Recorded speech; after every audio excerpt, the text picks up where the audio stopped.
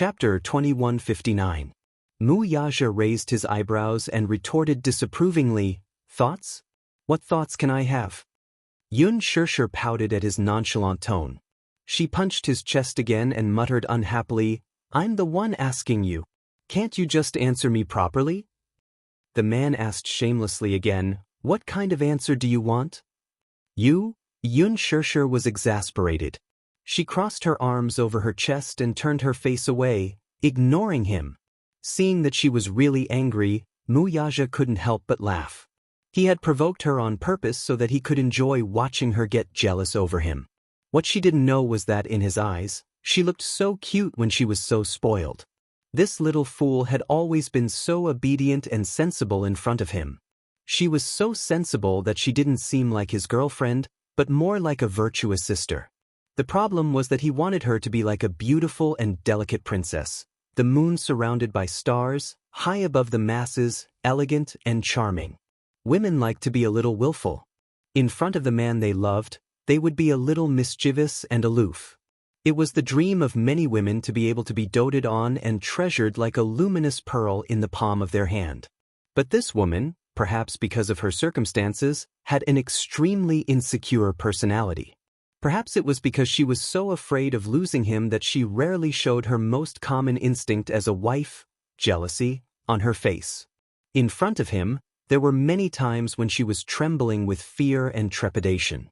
She didn't dare to be willful or unreasonable. Sometimes, she would even show her fear that he would be angry.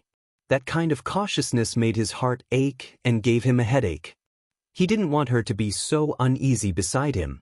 Compared to being obedient and sensible, he hoped that she would be more unreasonable, more arrogant, and more dependent on him. Even if she was really like those noble princesses, so what? It wasn't like he couldn't pamper her. The greatest love a man could give to a woman was to pamper her like a princess for the rest of his life. He reached out and pulled her into his arms again. Yun Shirshir snorted, obviously not wanting to bother with him. Even though she was pulled into his arms, she struggled a little. Her face was dark and she seemed to be sulking. Mu Yaja couldn't help but laugh. "My little fool, you're so cute even when you're jealous." She retorted in exasperation, "Who said that I'm jealous?" Mu Yaja didn't know whether to laugh or cry.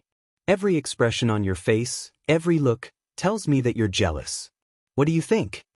She glanced at him from the corner of her eye, only to see him smiling playfully. Her face burned as if it had been doused with molten iron. She blushed in embarrassment, but she still stubbornly pouted. "When did I? What jealousy? It's so weird.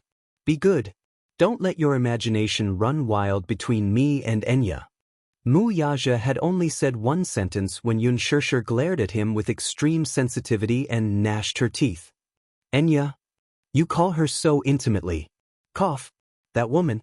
Mu Yaja hurriedly corrected himself. Yun Shirshir's expression then eased a little. She suddenly muttered with lingering fear, "Actually, I've been thinking, what if your plan failed this time?" Chapter 2160. Mu Yaja furrowed his brows. He did not understand what she meant when she said that the plan had failed. If you didn't replace your thing in time, and Song Enya got pregnant with your child, what would you do? Yun Shirshir looked up and stared at him seriously. She was eager to get the answer from him. Her question was because of her sense of security. Mu Yaja curled his lips, but his expression was full of arrogance. "There are no ifs. If a man can't even control his own child, wouldn't he be a failure? What if you failed? It's better to be safe than sorry, isn't it? What if?" She stubbornly wanted to know what he would do if he were in such a situation. Would he still be as carefree as he was now when Song Enya got pregnant with his child? Mu Yaja pondered for a moment and then said without hesitation, "I'll probably force her to abort the child." "Abort?" She stared at him with widened eyes and breathless eyes, feeling incomparably shocked. Abort? So cruel? Although she hated Song Enya and even loathed her, the child in her stomach was innocent. However, no one was surprised by his answer. This man had always been ruthless and cold. He would not leave any leeway for others. Such an answer gave her a great sense of security. To her, this was the best way to protect her. In this matter, Mu Yaja's choice was probably to minimize the harm to her. Even so, this man could be so decisive and cold at times that it made one's heart palpitate. Yun Shirshir suddenly asked, "That's your flesh and blood. Can you bear to abort it?" Mu Yaja lowered his head and pulled her into his embrace. He playfully caressed her red lips with his slender fingers, pressing them a few inches before gently caressing them. When he was done, he gently lowered his gaze to look into her eyes. Suddenly, he lowered his head and gently sucked on the corner of her lips. Yun Shirshir's red lips parted slightly. With a howl, she bit his fingertip. Her pearly white teeth rubbed against his fingertip and nibbled gently. However, she did not use much force, just like a kitten's bite. From his point of view, the woman sucking on his fingertip was a little too seductive, so much so that he immediately thought of another kind of extreme pleasure. Under such a visual impact, a certain part of him suddenly heated up. Even his body gradually became boiling hot. Yun Shirshir coquettishly said, "In the future, mind your own business. Don't create such trouble again." Just as her voice fell, Yun Shirshir suddenly realized that her words seemed to have implied another embarrassing meaning. Her face instantly heated up. What do you mean by an acre of land? How could she not control herself and say such a dirty joke? He must have been a bad influence on her. When Mu Yaja heard this, he found it interesting and nodded. "Okay, I'll mind my own business. Such a thing will never happen again." With that said, the man bent down and kissed her lips. After a charming and inseparable kiss, he hugged the back of her neck and pressed his lips against hers. He said seductively, "My child can only have one mother." Chapter 2161. The man pecked her lightly before continuing. "My child can only have one mother. It can only be you." Yun Shirshir was extremely moved when she heard that. She smiled warmly and hugged Mu Yaja back. Her heart was warm, and under her emotions she let out a heartfelt chagrin. "Do you know? I'm indeed jealous of Song Enya.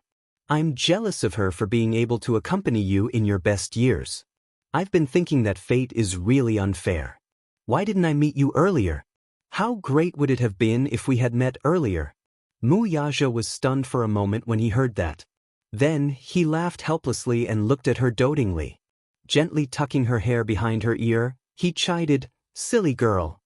Yun Shirshir remained silent as she snuggled into her husband's embrace, feeling extremely sentimental. The man's gentle voice suddenly sounded above her head. "We didn't meet too late." "Huh? I'd rather meet you later and be with you for the rest of my life."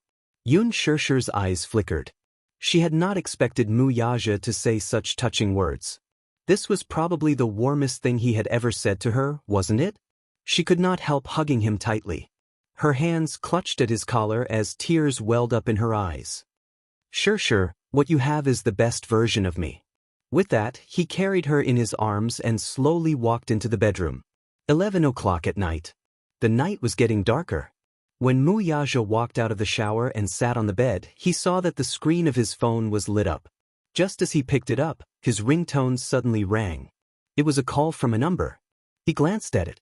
It was an unknown number, but it was not difficult to guess who it was. He immediately guessed who it was. Mu Yaja sat at the head of the bed and casually lit a cigarette. Then, he calmly answered the call.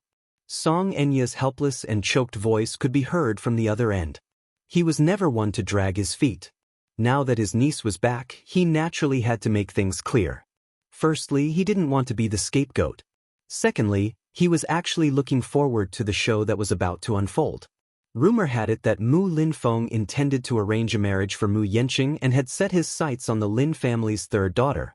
He was quite well informed in this regard. Although he was not in Mu Group now, the people in Mu Group were all his spies. It was easy for him to know every move of Mu Group. Now that Song Enya was pregnant, if the Muse were to find out that she was carrying Mu Yanqing's child, things would definitely develop in an interesting manner. As soon as he answered the call, he heard Song Enya's hoarse and choked voice. "Brother Mu, what should I do?" As she wept bitterly, she sought his pity. A certain part of a woman's nature was stimulated to the extreme at this moment. Women had always been more fragile and pretentious than men. At this moment, Song Enya tried her best to put herself in the most inferior position, only hoping that Mu Yaja would take pity on her. Even if it was just pity, she hoped that he would reach out and hug her. She really missed him. Chapter 2162. Mu Yaja took a deep puff of his cigarette but did not say anything. He just held the phone silently and listened to the sobbing sound from the other end. However, at this moment, her helplessness, confusion, and despair could not move him at all. He was already so disappointed with this woman that no matter how pitiful she looked, it would not make him feel any pity for her. She cried, "Brother Mu, can you come and accompany me? I have something to tell you." Mu Yaja pondered for a moment before agreeing. "Okay, where are you?" "A cafe in the city center. I'll wait for you in the private room of the restaurant where I treated you to drinks in the past." She desperately hoped that he would appear in front of her in the next second. Mu Yaja responded. Just as he hung up and put down his phone, he saw Yun Shirshir push open the door and walk into the bedroom. She saw him putting down his phone. Earlier in the bathroom, she heard him talking. He seemed to be on the phone with someone. She suspected that it was Song Enya who had called. In her vigilance, she rushed out without drying her hair. Mu Yaja could not help but laugh when he saw that she was full of vigilance. This little idiot is quite vigilant. Yun Shirshir cleared her throat and pretended to be calm as she asked, "It's so late. Who called?" Mu Yaja glanced at her and said calmly, "Song Enya." I know it's her without guessing." "Then why are you asking when you already know the answer?" Yun Shirshir pouted and glanced at him. Actually, she just wanted to see if he would tell her the truth. After all, in the past, he would never tell her anything no matter what. However, ever since she complained to him about this problem that day, this man paid special attention to this aspect and improved a lot. At least, no matter what she asked, even if it was about company matters and she did not understand, he would tell her seriously. Seeing that he did not deliberately hide it from her, she pursed her lips and said, "I guess that she would call you. She must be looking for you because of the child in her stomach, right? Poor thing. She probably naively thinks that she's pregnant with your child and wants you to take responsibility for it." Thinking about it this way, it was extremely scary. This man was really super scheming. When he knew that Song Enya was pregnant with his child, he was not angry about it. In a situation where he did not say a word, even someone as vigilant as Song Enya did not notice his trick. He actually carried out his plan without anyone knowing. Furthermore, he was at ease watching Song Enya, like a clown, go through all the trouble and suffering, and finally get pregnant with his child. Fortunately, he was able to maintain his composure. Under such circumstances, he was still able to calmly come up with such a meticulous plan. If he did not have some tricks up his sleeve and shrewdness, he would not be able to achieve such a position. Still, after witnessing his style of doing things, she could not help but be surprised. For such a man, one would either be on the same side as him. If one were to become his enemy, one would definitely be played in the palm of his hand and die without knowing how. Thinking of this, Yun Shirshir felt better and silently sympathized with Song Enya. She would not die if she did not seek death. The sins of heaven could be forgiven, but the sins of one's own doing were the hardest to bear. She had to bear the consequences of her own actions. Chapter 2163. Mu Yaja nodded. Yun Shirshir said, "Go ahead then, since she wants to see you." Mu Yaja was a little surprised. "You're so assured that I'll go? What else can I do?" Yun Shirshir suddenly fiddled with her hair, which was still a little wet, and smiled coquettishly. "It's already so late. I don't believe that you'll abandon your beautiful wife for another woman." "He wouldn't dare?" Mu Yaja chuckled and suddenly said, "I'll give you 10 minutes to blow-dry your hair." His domineering tone was just like his style. Yun Shirshir widened her eyes. "What?" Mu Yaja stubbed out his cigarette and took a deep breath. Then he slowly got up and walked to her side. He grabbed her hand and kissed her fingertips. "You'll go with me?" Yun Shirshir was stunned for a moment before a smile appeared on her lips. Half an hour later, Mu Yaja drove over. After parking the car, Yun Shirshir got out and looked up. She broke out in a cold sweat. "Isn't this the place where Song Enya asked me to meet? Could it be that she hasn't left after so long?" It's already 11 at night. The cafe should be closed by now, right? Mu Yaja locked the car and walked forward to hug her. Seeing her dazed expression, he looked down and asked, "What's wrong?" "Nothing. Let's go in." Yun Shirshir smiled at him, only to see the man reach out and interlock his fingers with hers tightly as they walked into the cafe together. As soon as the two of them entered, the waiter hurried over and said with a trembling smile, "Hello, both of you. I'm sorry, we're already closed. I have an appointment with someone to meet me here." As soon as he said that, the waiter came to a realization and shook his head helplessly. "It's that lady, right? Actually, our cafe is already closed, but she seems to be in a bad mood. She's sitting alone in the private room, looking very down. We're too embarrassed to say anything. If it's convenient for you, please talk to her. We're in a hurry to get off work." The cafe was supposed to close at 10, but it was already 11 now. Naturally, they could not get off work if the customer did not leave. Yun Shirshir nodded. The waiter led them to the door of the private room and said with a smile, "This is the place." With that, he pushed the door open. Inside the private room, Song Enya stood up agitatedly when she heard footsteps coming from outside. "Brother Mu is here. So fast." She had originally despaired and thought that he probably wouldn't show up tonight. She did not expect him to still show up. It must be because he still can't forget her? He must still have some feelings for her. As long as that was the case, everything would be much easier. Song Enya knew Muyaja best. He had always been a sentimental person. Although she had done a lot of things to anger him in the past, they were still very close to each other. Moreover, she was pregnant with his child now. He would definitely take responsibility for her. With such hope in her heart, Song Enya quickly walked to the door. When she saw Muyaja halfway through the door, a bright and beautiful smile appeared on her face as she called out gently, "Brother Mu." Thus, she was touched and rushed over, wanting to throw herself into his arms. Chapter 2164. When Yun Shirshir walked in behind him, Song Enya froze on the spot as if she had been struck by lightning. Her body stiffened as if ice water had poured over her head, and she could not move an inch. Yun Shirshir. Why is she here? How could she forget? Now that Brother Mu was with her, the two of them were already married and had a grand engagement ceremony. She should have been beside him when she called him. How could I not think of that? Still, why did Brother Mu bring me here? Was he worried that I would be worried? But in the past, he was not such a man who cared about others. He had always been swift and decisive in doing things. He was rarely so meticulous, and it was all because of a woman. At the thought of this, Song Enya's face fell. Mu Yaja and Yun Shirshir walked into the private room and saw her standing there alone. Although the room was brightly lit, she seemed to be surrounded by darkness and was lifeless. "Didn't you ask me to talk to you about something important?" Mu Yaja hugged Yun Shirshir and sat down calmly. "Have a seat." Song Enya stood rooted to the spot for a long time before she reluctantly turned around and sat down opposite them. She kept struggling in her heart. If Yun Shirshir were to follow them, then she would be in a very passive situation. Some things were not easy to say in front of her. Song Enya held the glass in her hand. The milk in it had already turned cold. Ever since her pregnancy was confirmed, she had been very careful about the child in her womb, afraid that she would not be able to protect this precious bone. This was her last bargaining chip. It was considered a desperate throw. If she could not protect it, then all her efforts would be in vain. Therefore, she was very careful in everything.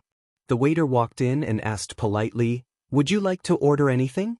Mu Yaja took the menu gracefully and turned his head gently to ask, "Wifey, what would you like to drink?" Wifey, she had already changed her way of addressing him so intimately. Song Enya lowered her head and sat where she was, clutching the corner of her dress. Just these two words were enough to stab her to the bone. The two people opposite him were constantly discussing what to drink and dessert to eat. Sometimes they would bicker, and sometimes they would look at each other and smile. They were so intimate and tacit that they didn't look like a newlywed couple at all. Instead, they looked like a couple who had been married for several years and still had a stable relationship, loving and warm. What was this? Was he putting on an act for her? This must be Yun Shirshir's plan. She wanted to use the opportunity to show off her affection with Brother Mu in front of her to deal a blow to her. Since when had Brother Mu been so gentle to a woman? Song Enya was jealous and sad at the same time. It was as if a healed wound had opened up again, only to discover that it had festered and turned into pus. No coffee. I want to drink coffee. Mu Yaja didn't care about her argument. He turned his head and instructed the waiter, warm up a glass of warm milk and half a bath. Another espresso, no drinks. The waiter smiled as he placed the order. Madam, your boyfriend dotes on you very much. He's so considerate. You two look so loving. Chapter 2165. We're already married. As he spoke, he held Yun Shirshir's hand and interlocked their fingers. The diamond rings on their ring fingers were undoubtedly a declaration that they were officially husband and wife. The waiter was caught off guard and stuffed with a mouthful of dog food. He apologized. Oh, sorry, I didn't notice. But seeing how young you are, I thought you were a young couple. I hope you'll be happy for a long time. The envy in his words made Song Enya feel like she was sitting on pins and needles. Watching the person she loved embrace another woman and receive the envious blessings of others was like sharp thorns stabbing into her heart. The pain was unbearable. Song Enya picked up the glass with trembling hands. Just as she was about to take a sip of milk, she accidentally knocked the glass of milk over on the table, perhaps due to her absent-mindedness. Ah! She screamed uncontrollably, interrupting the harmonious atmosphere in the private room. The waiter glanced at her and saw that the glass of milk had been knocked over on the table. The milky white liquid dripped all the way down the table and wet the hem of her dress. Be careful. The waiter kindly walked forward, picked up a clean cloth in his hand, and wiped her clean. Seeing the other's hand reaching for her dress, Song Enya reflexively protected her lower abdomen and swatted the other's hand away. Don't touch me. The waiter waved his hand and retreated to the side, feeling extremely uneasy. Song Enya came back to her senses and realized that she had unconsciously lost her composure. She immediately blushed and said, I'll wipe it myself. Oh, the waiter politely handed her a white cloth. Song Enya took it with trembling hands and began to wipe it carefully. Perhaps it was because she had experienced too much pain during the pregnancy process that her personality had become especially sensitive and neurotic after this period. Her desire to protect the fetus in her womb had exceeded the scope of a normal mother. Her level of caution was so high that others would think that she was neurotic. After wiping it clean, Song Enya handed the white cloth back to the waiter. The waiter asked, Do you need another cup of warm milk? Still no sugar? After placing the order, the waiter respectfully retreated. Song Enya lowered her head and leaned weakly against the sofa. Her face was pale as if she had collapsed. Yun Shirshir glanced at her and then lowered her head to play games on her phone. Since Song Enya had made an appointment with Mu Yaja, she naturally would not say anything. She was just here to accompany him. In other words, the man probably wanted to use this method to completely destroy the last bit of obsession she had for him. Mu Yaja had made up his mind to use such a cruel method to draw a clear line between him and his niece. Most likely, no woman would continue to pester her beloved man after seeing such a loving scene with his beloved wife. Unless the person was extremely thick-skinned. Still, Song Enya should belong to the latter. Otherwise, she would not have been so crazy as to use test tube babies and try to conceive his child at all costs. Mu Yaja turned his face to Song Enya, but compared to the gentleness he showed to Yun Shirshir, his expression was cold and indifferent. He asked, Why did you ask me to come here? Chapter 2166. He had already found out about Song Enya's pregnancy from Yun Shirshir, but he wanted her to say it herself. Since she was so shameless, he might as well completely crush her last bit of dignity. He was heartless and cruel to a person who no longer had any feelings for. Song Enya remained silent. Her face was red, and she did not know how to open her mouth in front of Yun Shirshir. Previously, she had announced to Yun Shirshir that she had a one-night stand with Brother Mu, which resulted in this child. This was just her way of sowing discord. But in reality, such a thing did not exist. She originally wanted to ask Brother Mu out alone and use both hard and soft tactics, hoping that he would take responsibility for his child and give her an explanation. She also wanted to sow discord between him and Xianxia. However, in front of Xianxia, she really did not know how to smooth things over. If he were to ask where the child came from, how should she answer? If Xianxia was not around, she could tell him the truth. After all, she was already pregnant, and Brother Mu would not do anything to her. However, Xianxia was around. Did she have to expose the lies she had told before? That would undoubtedly be slapping her own face. Seeing her conflicted look, Mu Yaja lost his patience and took a cigarette in his mouth. He did not know if he did it on purpose or not, but he lit it. As soon as he lit it, the air in the room became stuffy. After 2 puffs, the room was already filled with smoke. Song Enya's nerves flared up all of a sudden. She lifted her head only to see the man sitting opposite her puffing away. Her heart was filled with grievances, and tears gushed out of her eyes at once. Brother Mu, can you put out the cigarette? I am pregnant. Pregnant? Mu Yaja was not in a hurry to put out the cigarette. He watched expressionlessly as she covered her mouth and nose with a wary and disgusted expression. Instead, he found it funny. How did you get pregnant? Song Enya was at a loss for words, not knowing how to answer this question. Poor Song Enya, however, had no idea that the 2 men sitting in front of her had already figured her out. She was still trying hard to cover up the ugly things she had done, but in reality, Mu Yaja had already seen through her tricks.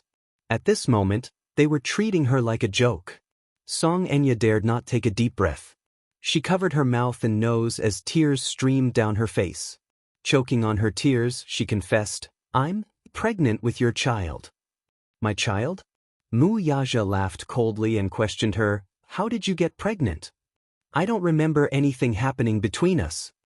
His words were undoubtedly meant to embarrass her. However, since she had already said so, she couldn't care less about her dignity and face. Since she had already lost all face, she might as well tell him everything. She might as well be hysterical. She was barefooted, so why would she be afraid of Xianxia, who was wearing shoes? Chapter 2167. I'm pregnant. No matter what method I used, I'm indeed pregnant with your child. Now, the child is almost 4 weeks old. I hope you'll take responsibility for this child and me. As soon as she finished speaking, Xianxia's face remained calm, but she sneered inwardly. This Song Enya was making herself sound so dignified. She actually wanted him to take responsibility. On what basis? She had a child for no reason and wanted to use it as a bargaining chip. Aren't you being a little too naive? Mu Yaja put out the cigarette in his hand, but he was not in a hurry to expose her. Instead, he remained calm and pretended to listen patiently. Seeing that he did not refute her, Song Enya felt a little more confident. She glanced at Xianxia and then looked at him. I heard from this woman that you gave up the position of the head of the Mu family for her. Is that true? If that's really the case, Brother Mu, are you crazy? Looking at the entire Mu family, which one of them didn't fight to the death for this position? You actually gave up this position for her. Why did you take things so hard? Mu Yaja was very indifferent to her questioning. Took things so hard? You're wrong. I'm sick of it. It has nothing to do with her. Song Enya was stunned. He was defending her. He was still defending her at this time. How much did he value this? At that time, in order to seize the position of the head of the Mu family, he almost went all out and swept away 1,000 soldiers to sit in that position. How could he be so carefree now? This was not like him. In her heart, he had always been an ambitious schemer with extraordinary ability and charisma. Now, he was actually using the words, I'm sick of it, to excuse himself. If this was not protecting her, what was it? Brother Mu, what do you mean by sick of it? This woman doesn't know, but I've always seen it. How much have you sacrificed for the Mu Group and Dishing Financial Group? How can you be so carefree? It must be the muse who made you choose between being the head of the family and her. Do you know the consequences of your hot-headedness? All your years of hard work have gone down the drain. Are you really willing to accept this? Willing? How could he be willing to accept this? However, he could only give up everything that belonged to Mu Group for a short period of time. Sooner or later he would take it back with interest. At this moment, the waiter pushed the door open and walked in. He placed the milk and coffee in front of the door and left. Xianxia calmed herself down for a moment before forcing a smile on her face. As if to encourage him, she told him smilingly, "The reason why the Muse don't acknowledge her is that she's not worthy of you. But I'm different. My father is the mayor. You should know the status of the Song family in Beijing and the background behind them. If I'm with you, relying on my mother's influence, your future will only be brighter. Perhaps the elders of the Mu family would have some misgivings about me before this. But things were different now. I'm pregnant with your child. The child in my belly is a boy.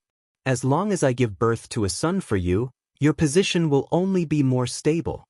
Mu Qiqi thought to herself. At that time, who would be able to shake your position? But if you're with this woman, she'll only drag you down. Chapter 2168.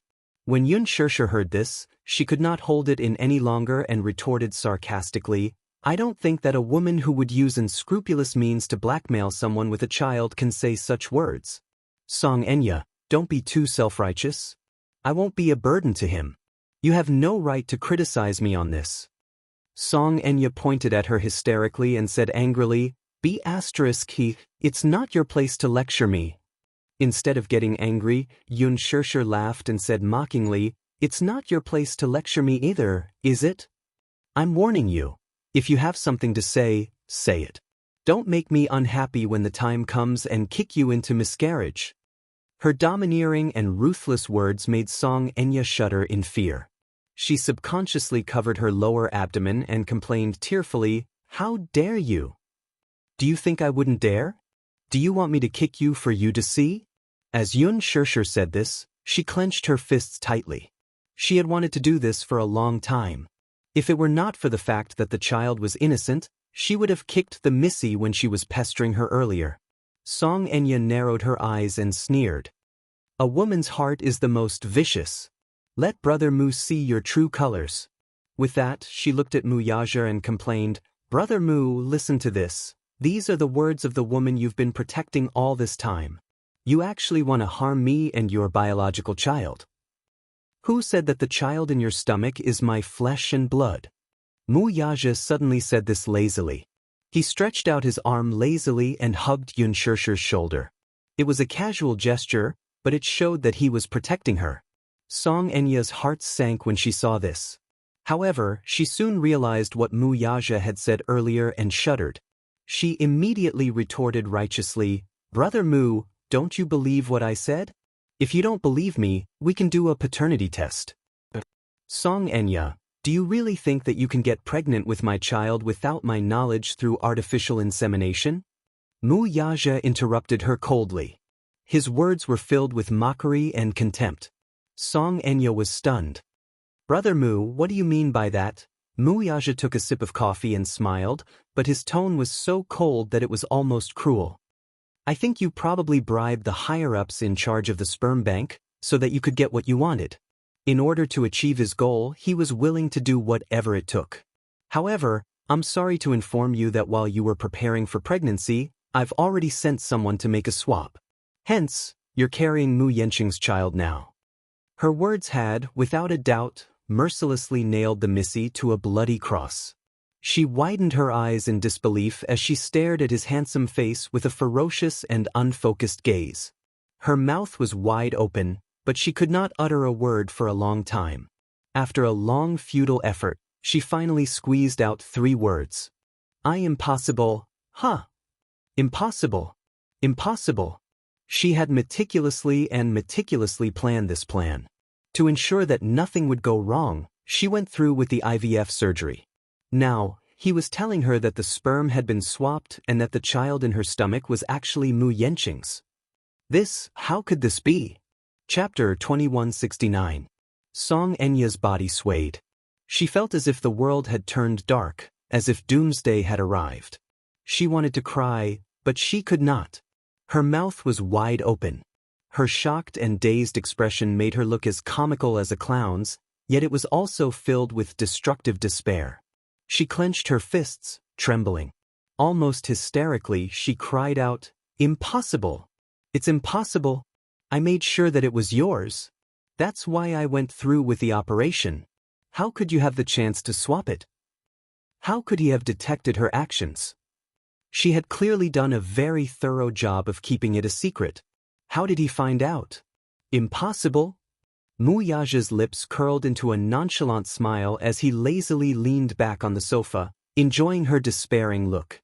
There was no sign of love on his face. Instead, it was a bone-deep disgust. "What kind of confidence do you have to think that you can hide from me and do such a despicable thing behind my back? Xianxia, it's time for you to wake up. If you continue to be so stubborn, you'll only make me hate you." The loathing in his eyes stung her in an instant. Xianxia stared at his piercing gaze. She felt as if all her bones had been smashed into smithereens. As if she had lost her mind, she kept muttering, "Impossible! Impossible!" This man always had this kind of ability. With just a few words, he could beat her until she was riddled with scars and dripping with blood. "But, thank you for reminding me that there was still a hidden danger. So, while you were undergoing the artificial insemination, I sent Minyu to personally supervise you and order someone to destroy the evidence." With that, he coldly curled his lips into a nonchalant and elegant smile. "Isn't it time for you to wake up from your dream?" Xianxia bit her lower lip hard as she broke down and cried out loud. She was not just awake, she was already in pieces. How could this be? How could this be? The plan she had planned for so long was actually shattered by him so easily. In an instant, she fell from a high place to the bottom of the valley and was smashed to pieces. In a daze, she raised her head and saw Yun Shirshir's calm face. From the beginning to the end, she was so elegant and calm, as if she did not care about such a conversation. That's right. Right now, she was like a high and mighty princess who was doted on by Brother Mu. Brother Mu gave his all to build a tall castle for her to protect her in. No matter what she did, she would not be able to hurt her in the slightest. How much did she yearn for such doting? She also wanted to be a carefree princess and enjoy the love of her beloved man, but, "Isn't it time for you to wake up from your dream?" Mu Yaja's cold words were still ringing in his ears. Xianxia seemed to have gone mad all of a sudden as she stared fixedly into his eyes.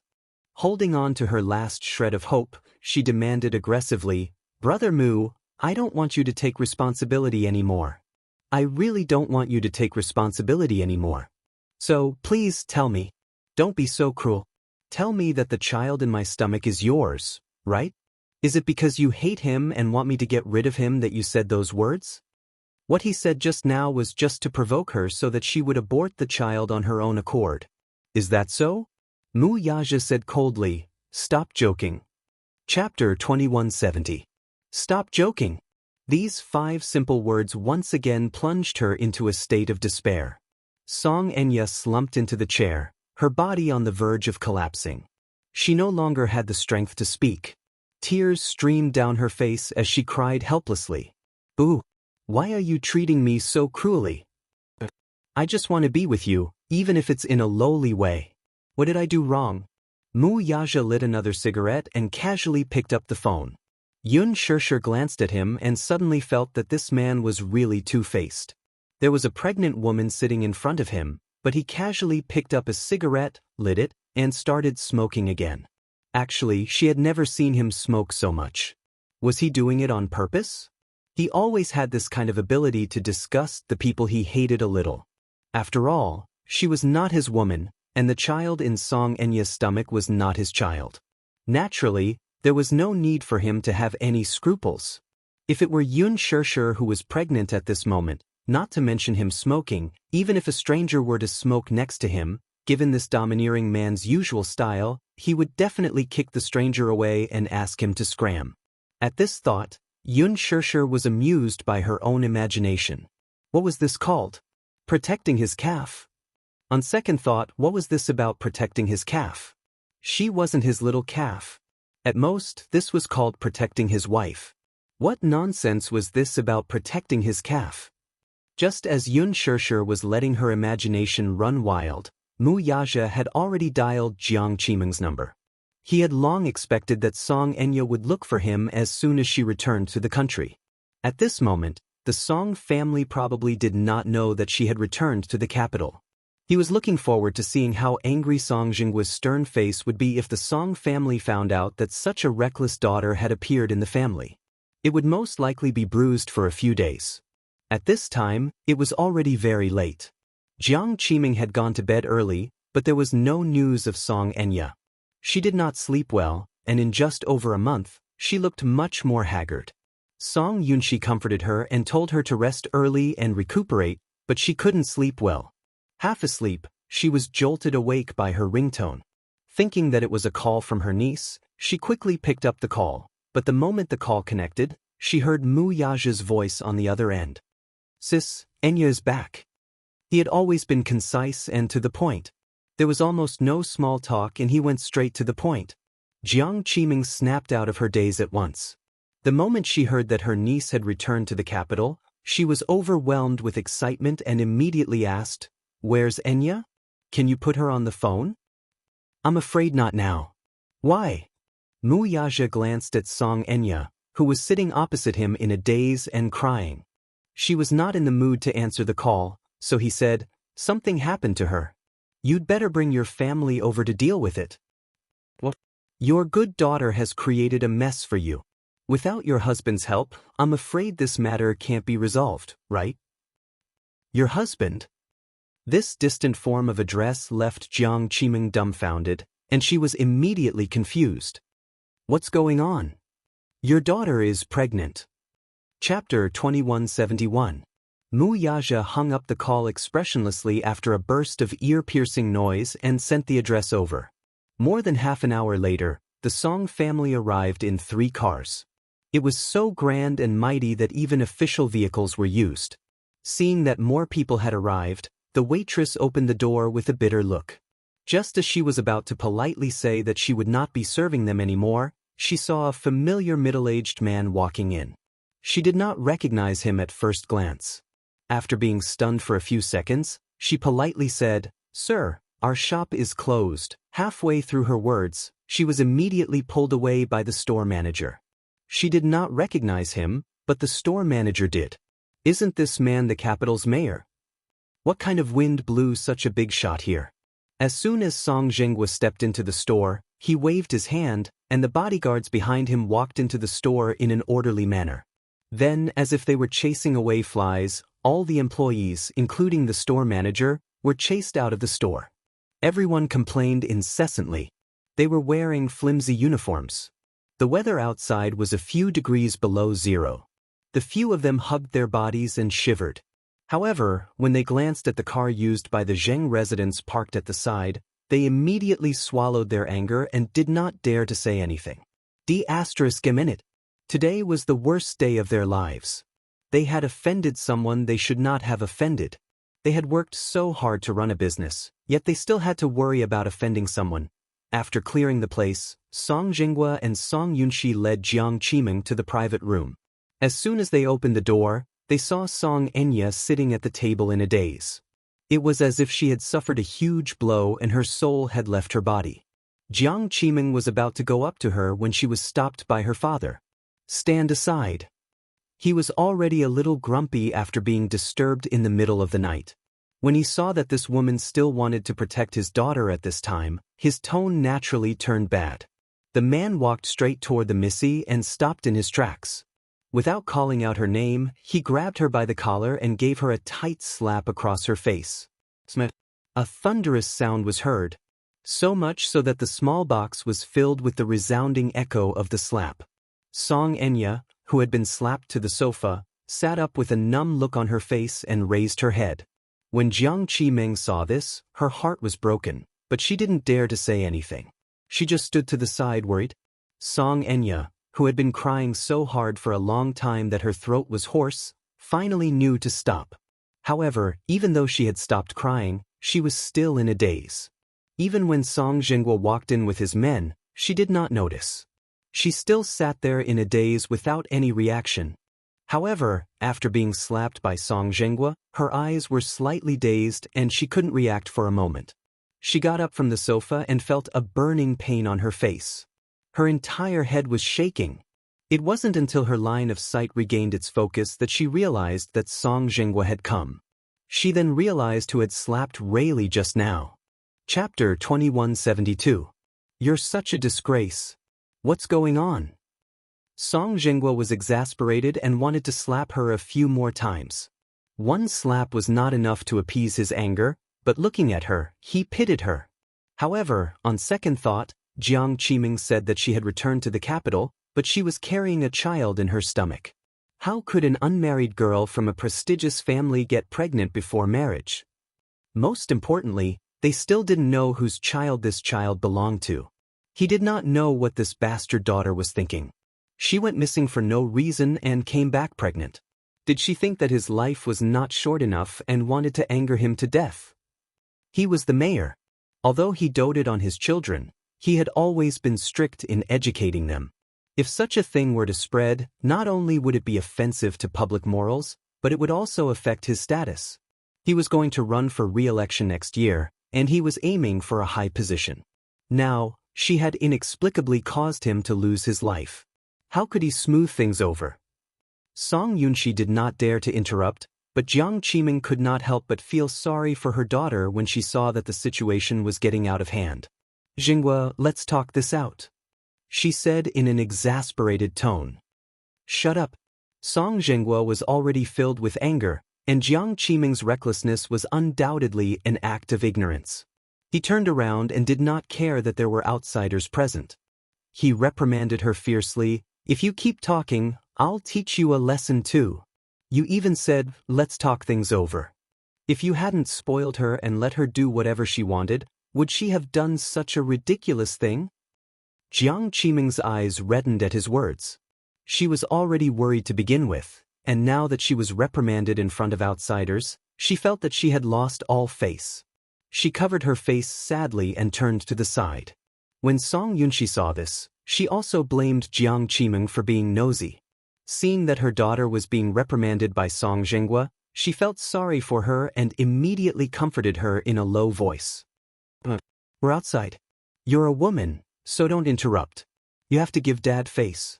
Don't interrupt what your father is saying. What's the matter? Can't we talk at home? Aren't you making things difficult for Dad? When Jiang Qiming heard this, she could only suppress the grievance and sadness in her heart. She nodded helplessly, but her eyes were wet. When Song Enya saw how angry her father was, she cried even louder in fear and trepidation. She had always been in awe of Song Jinghua. This father of hers was usually gentle, but once he got angry, he was extremely terrifying. What right do you have to cry here? Tell me, how did the child in your stomach come to be? At such a young age, she didn't have any self-respect at all. She was pregnant, and all she knew was to cry when she came back? Now you look so pitiful. What were you doing before? Song Enya's eyes became even more swollen after the stern reprimand. From the beginning to the end, Song Jinghua did not even look Mu Yazhe in the eye. Mu Yazhe sneered inwardly. Was this Song Jinghua very powerful? When he was still the heir of the Mu family, whenever he saw him, no matter how big the matter was, he would always greet him warmly. Chapter 2173. Mu Yazhe was not a pushover. Since Song Jinghua was so harsh, he could not be bothered to smooth things over for him. In front of everyone, he said in an extremely humiliating tone, "I don't know what's wrong with your daughter. She stole my sperm from a sperm bank and secretly ran overseas to undergo IVF. She got pregnant with a child." Song Jinghua's eyes widened when he heard this. What? Jiang Qiming, who was standing at the side, also widened her eyes in disbelief. Song Yunxi, on the other hand, glared at his niece in surprise. What? This girl actually did such a thing? She stole someone else's sperm and ran overseas to undergo IVF. Is she crazy? Belatedly, Song Yunxi suddenly realized that when Song Enya went missing earlier, a sum of money had disappeared from his account. The 8-figure sum of money was not allowed to be used. It was left in his hands by his father to manage. Could she have taken this sum of money and used it to do such a ridiculous thing? Bribing a sperm bank and a prostitute, then running overseas to undergo IVF. She must have been possessed by a demon? Song Yunxi bit her lip. At this point, his father had not noticed this matter, so he did not mention it. His father had never asked about this sum of money, but now, he did not dare to say it. If he said that this sum of money had been used by Song Enya, his father would be so angry that he would cripple her. If that happened, Song Enya and the child in her stomach would not be able to keep their lives. At this thought, Song Yunxi broke out in a cold sweat. She could not help but feel worried for Song Enya. Song Enya covered her face in a daze as she sobbed. The side of her ear that had been hit was buzzing, so she could not hear anything at all. She could only vaguely see Song Jinggua's increasingly angry face, which was terrifying to the extreme. IVF. She probably wanted to steal my sperm and get pregnant with my child so that she could blackmail me into marrying her. She stole the wrong sperm, so I didn't manage to conceive a child. Instead, I got pregnant with Mu Yanqing's child.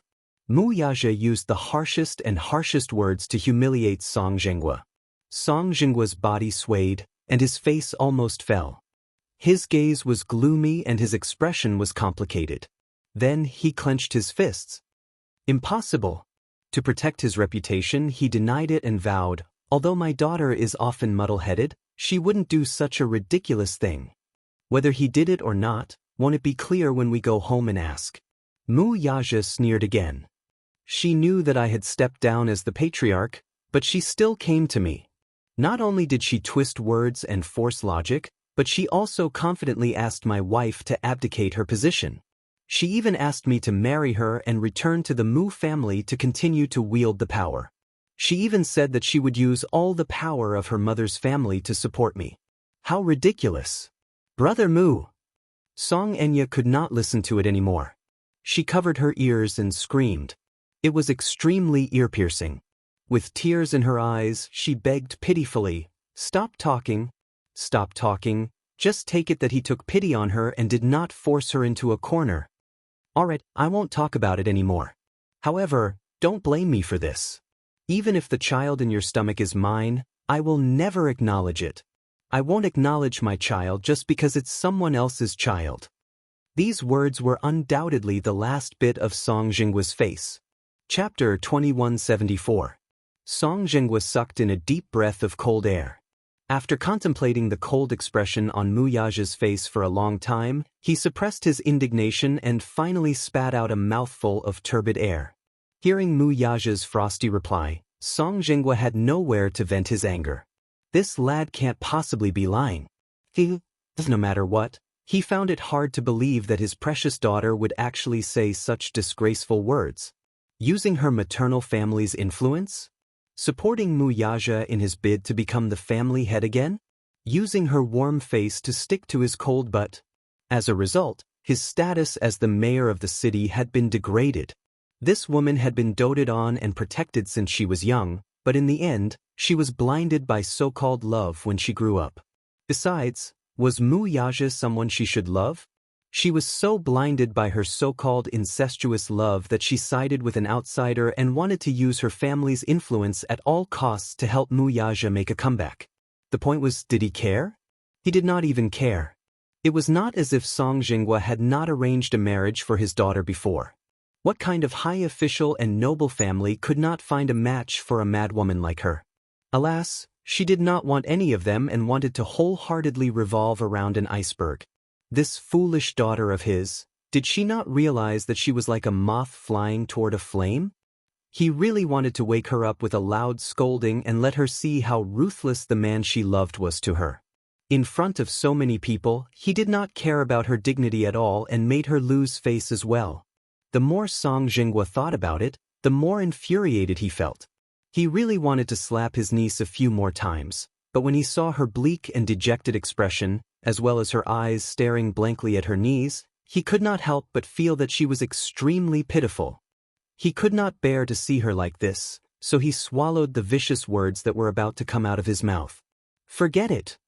He suppressed his displeasure, but he still had to maintain his poise and bearing. Hence, he waved his hand and ordered, "Let's go home." Song Enya's eyes widened when she heard her father instructing, "Yunxi, help your sister into the car and go home." Upon hearing this, Song Enya burst into tears again. Song Zhenghua immediately scolded, "What are you crying for?" "I'm too ashamed to go back," she shook her head in despair and sorrow. For the sake of this plan, she had put in all her effort and even sacrificed her family's interests, all for a petty and far-fetched reason to stay by his side. It didn't matter if he couldn't see the light, as long as he could stay by her side. But now, she had seen Mu Yaja's attitude towards her with her own eyes. It could be said that she had completely given up. He had completely given up on Chu Yang. Originally, she was unwilling to give up on this man. She had tried her best to get closer to him again and again, but now, she realized that everything she had done was in vain. At this moment, she no longer had any thoughts about him. The moth threw itself into the fire without hesitation and was burned to ashes in the end, dying a tragic death. And now, wasn't she just like that moth, burned and scarred by the raging flames? She no longer had the face to return to that home. "I can't go back. Everything can't go back. The past with Brother Mu and everything with the Song family can't go back." Chapter 2175. Song Enya's mental breakdown broke Jiang Qimeng's heart. She walked up to her and hugged her daughter as tears streamed down her cheeks. "Mom doesn't blame you. It's Mom's fault, it's Mom's fault. If I hadn't spoiled you so much, you wouldn't have done such a foolish thing. It's the father's fault for not teaching you well. It's not your fault that I didn't teach you well." Her words were deliberately meant for Song Zhenghua. The reason why she said this was mainly because she did not want him to put all the blame on Song Enya. She was already covered in scars this time. If she were to return home and suffer another blow, she was really afraid that she would lose her daughter forever. As a mother, how could she not see her daughter's current state? She was broken down, hopeless, and wandering on the edge of darkness. If she were to return home, even if Song Zhenghua were to say something harsh, it would be the straw that broke her back. There was another hidden meaning in her words, and it was for Song Zhenghua's benefit. If not for him doting on Song Enya so much when she was young, she wouldn't be so childish and immature. Song Zhenghua's face turned red instantly. He muttered a few words but did not say anything harsh. "What nonsense are you saying? If you don't go home, where else can you go?" "Go back." Song Zhenghua paused and sighed helplessly. "Dad doesn't blame you anymore." As he said this, he reached out his large palm and gently patted Song Enya's head as a form of consolation. Song Enya started bawling her eyes out like a spoiled child. At the entrance of the cafe, after Song Yunxi and Jiang Qimeng helped Song Enya into the car, Song Zhenghua paid the bill and politely apologized to the waiters and thanked them. Mu Yaja and Yun Shishir were about to leave when Song Zhenghua called out to him. "Yaja!" Mu Yaja turned around and saw Song Zhenghua looking at him with a serious face. He said slowly, "I have something to talk to you about." As he said this, he glanced at Yun Shishir as a form of avoidance. Mu Yaja's lips curled into a smile as he turned to look at Yun Shishir. "Wait for me in the car, okay?" "Good. I will wait for you." Yun Shishir took the car keys and got in the car without consulting anyone. Song Zhenghua got into another car with him. As soon as the door was closed, Mu Yaja's face turned cold. She didn't even need to think about what she wanted to say to him behind closed doors. Dirty linen should not be aired in public. Song Zhenghua, this sanctimonious but cunning old man, must want to discuss some conditions with him. Song Zhenghua sized him up a few times, but he was secretly shocked. As for this kid, he was extremely shocked when he heard the news of his resignation the night before yesterday. This was too sudden. What was even more unexpected was that this kid, who had always been a black-bellied ambitious person, actually took the initiative to give up the position of the Mujia's patriarch. He really could not figure it out. However, at this moment, he looked at the man in front of him, who was leisurely leaning against the window with a cold expression. Even if he was no longer the glorious head of the family, it could not diminish the emperor's aura that he constantly exuded. Song Zhenghua said slowly, "I heard that you resigned from the position of the family head." Heard? Chapter 2176. Song Zhenghua must have found out that he was no longer the head of the Mu family. However, what he did not find out was, even if he had left the Mu family, it was only temporary. Song Jingguo was stunned. Since Mu Yaja had taken the initiative to shed all pretense of cordiality, he did not bother with pleasantries and went straight to the point. My daughter's situation this time is all thanks to you. However, I'm a reasonable person. She only has herself to blame for ending up in such a state. On account of your sibling relationship with Jiang Qimeng, I won't pursue this matter with you. In other words, he was implying that he and Song Enya were equally responsible for this matter after leaving the Mu family and falling into dire straits. On account of their relationship, he would not take nothing from him. His words and attitude were all high and mighty. However, Mu Yaja did not fall for it. He sneered and said, Song Jingguo, don't think that I'm a pitiful worm that can be trampled on by anyone just because I'm no longer the head of the Mu family. The Mu family has been in power for so long, and the power in its hands is definitely not the same as the Mu family's. The fact that I'm able to reach such a stage and now that I'm giving it all up, it can only mean that I don't care about all of this. To put it bluntly, I don't need you to deliberately show mercy and show mercy. Let me give you a piece of advice. Don't put yourself on such a high pedestal. I'm not the one who caused your daughter to end up like this. To put it bluntly, your daughter's current state is troubling me. When Enya was young, I used to think that she was obedient and lovely, but now, she makes me feel disgusted and disgusted. His words gave Song Jingguo a wake-up call. How could that be? Even if Mu Yaja was no longer the head of the Mu family, he was definitely not a pitiful worm that could be trampled on by others. After all, he had offended many enemies when he was still in power. If he did not have absolute confidence, he would not have stepped down from his position and put himself in a passive position. This could only mean that this fellow still had a few trump cards that he had yet to play. At this thought, Song Jingguo's arrogance and haughtiness finally subsided a little. He nodded and smiled. All right, it's my fault. I was too harsh with my words. Mu Yaja coldly snorted, his expression arrogant. When Song Jingguo saw this, he couldn't help but be glad that he had 2 holes in his nostrils. If he didn't have these 2 holes, he would definitely be angered to the point of hypoxia. He gritted his teeth and suppressed his urge. Suddenly he made a request. Yaja, there's something you must promise me. No matter what Enya has done to bother you, I will definitely keep an eye on her in the future and never let her do such foolish things again. However, regarding today's matter, as the saying goes, don't wash your dirty linen in public. Enya got pregnant out of wedlock and secretly went abroad for artificial insemination. Keep it a secret for now and don't spread the news. Until I come up with a plan, I hope you will keep your mouth shut. Oh! Mu Yaja had long expected such a request from him. Song Jingguo was a man who cared a lot about his reputation.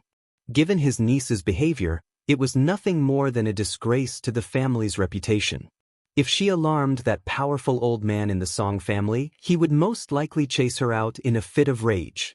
Chapter 2177. Although Song Jingguo scolded Song Enya harshly on the surface, deep down he was still concerned about his daughter's reputation. Perhaps he was more concerned about his own reputation. You want me to keep your secret? He nodded guiltily.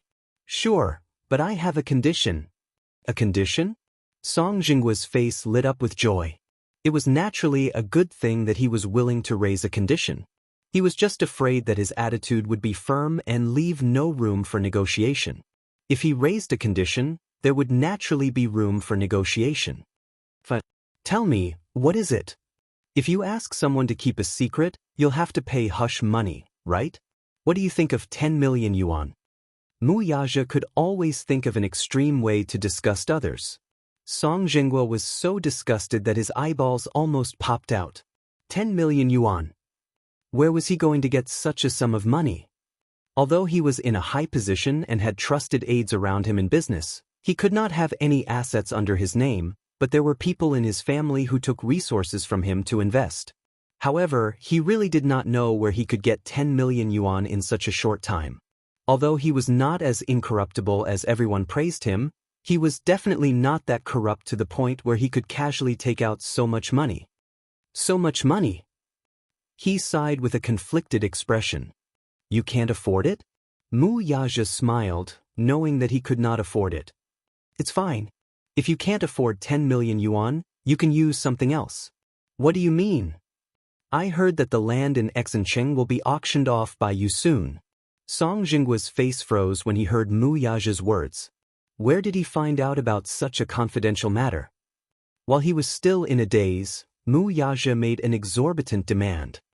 You should have the right to decide the ownership of that land before the auction.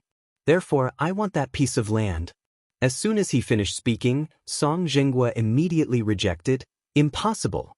Once this resort was completed, it would mean that it would be a project with considerable profits. He did indeed have the right to decide the ownership of this piece of land, but at the moment, even though there was no investment, once this piece of land was auctioned, it would be as high as a few hundred million. That would be more than 10 million. Mu Yaja directly asked him for this piece of land. This was undoubtedly cutting off his flesh. Song Jinggua gritted his teeth and looked at him as if he was looking at a devil. He resolutely refused. I can't let you have this land. You want 10 million? Sure. Give me a month and I'll give it to you. 1 month? I can't wait any longer. Either you give me 10 million now, or you give me that piece of land. Otherwise, don't blame me for being merciless. Mu Yaja suddenly smiled deeply. If you don't tell me, how would I not know? I still have some things that you might be interested in. If you are willing to part with it, I will give you face. Something that he was interested in? Song Jinggua stood rooted to the ground. Could it be the evidence of those unspeakable things that he had done? Once he thought of this, he started to feel uneasy. This fellow, how could he be so shrewd? He had actually managed to get his hands on the evidence of his crimes without anyone noticing. Furthermore, he was holding it tightly in his hands. Now, wasn't this his biggest bargaining chip?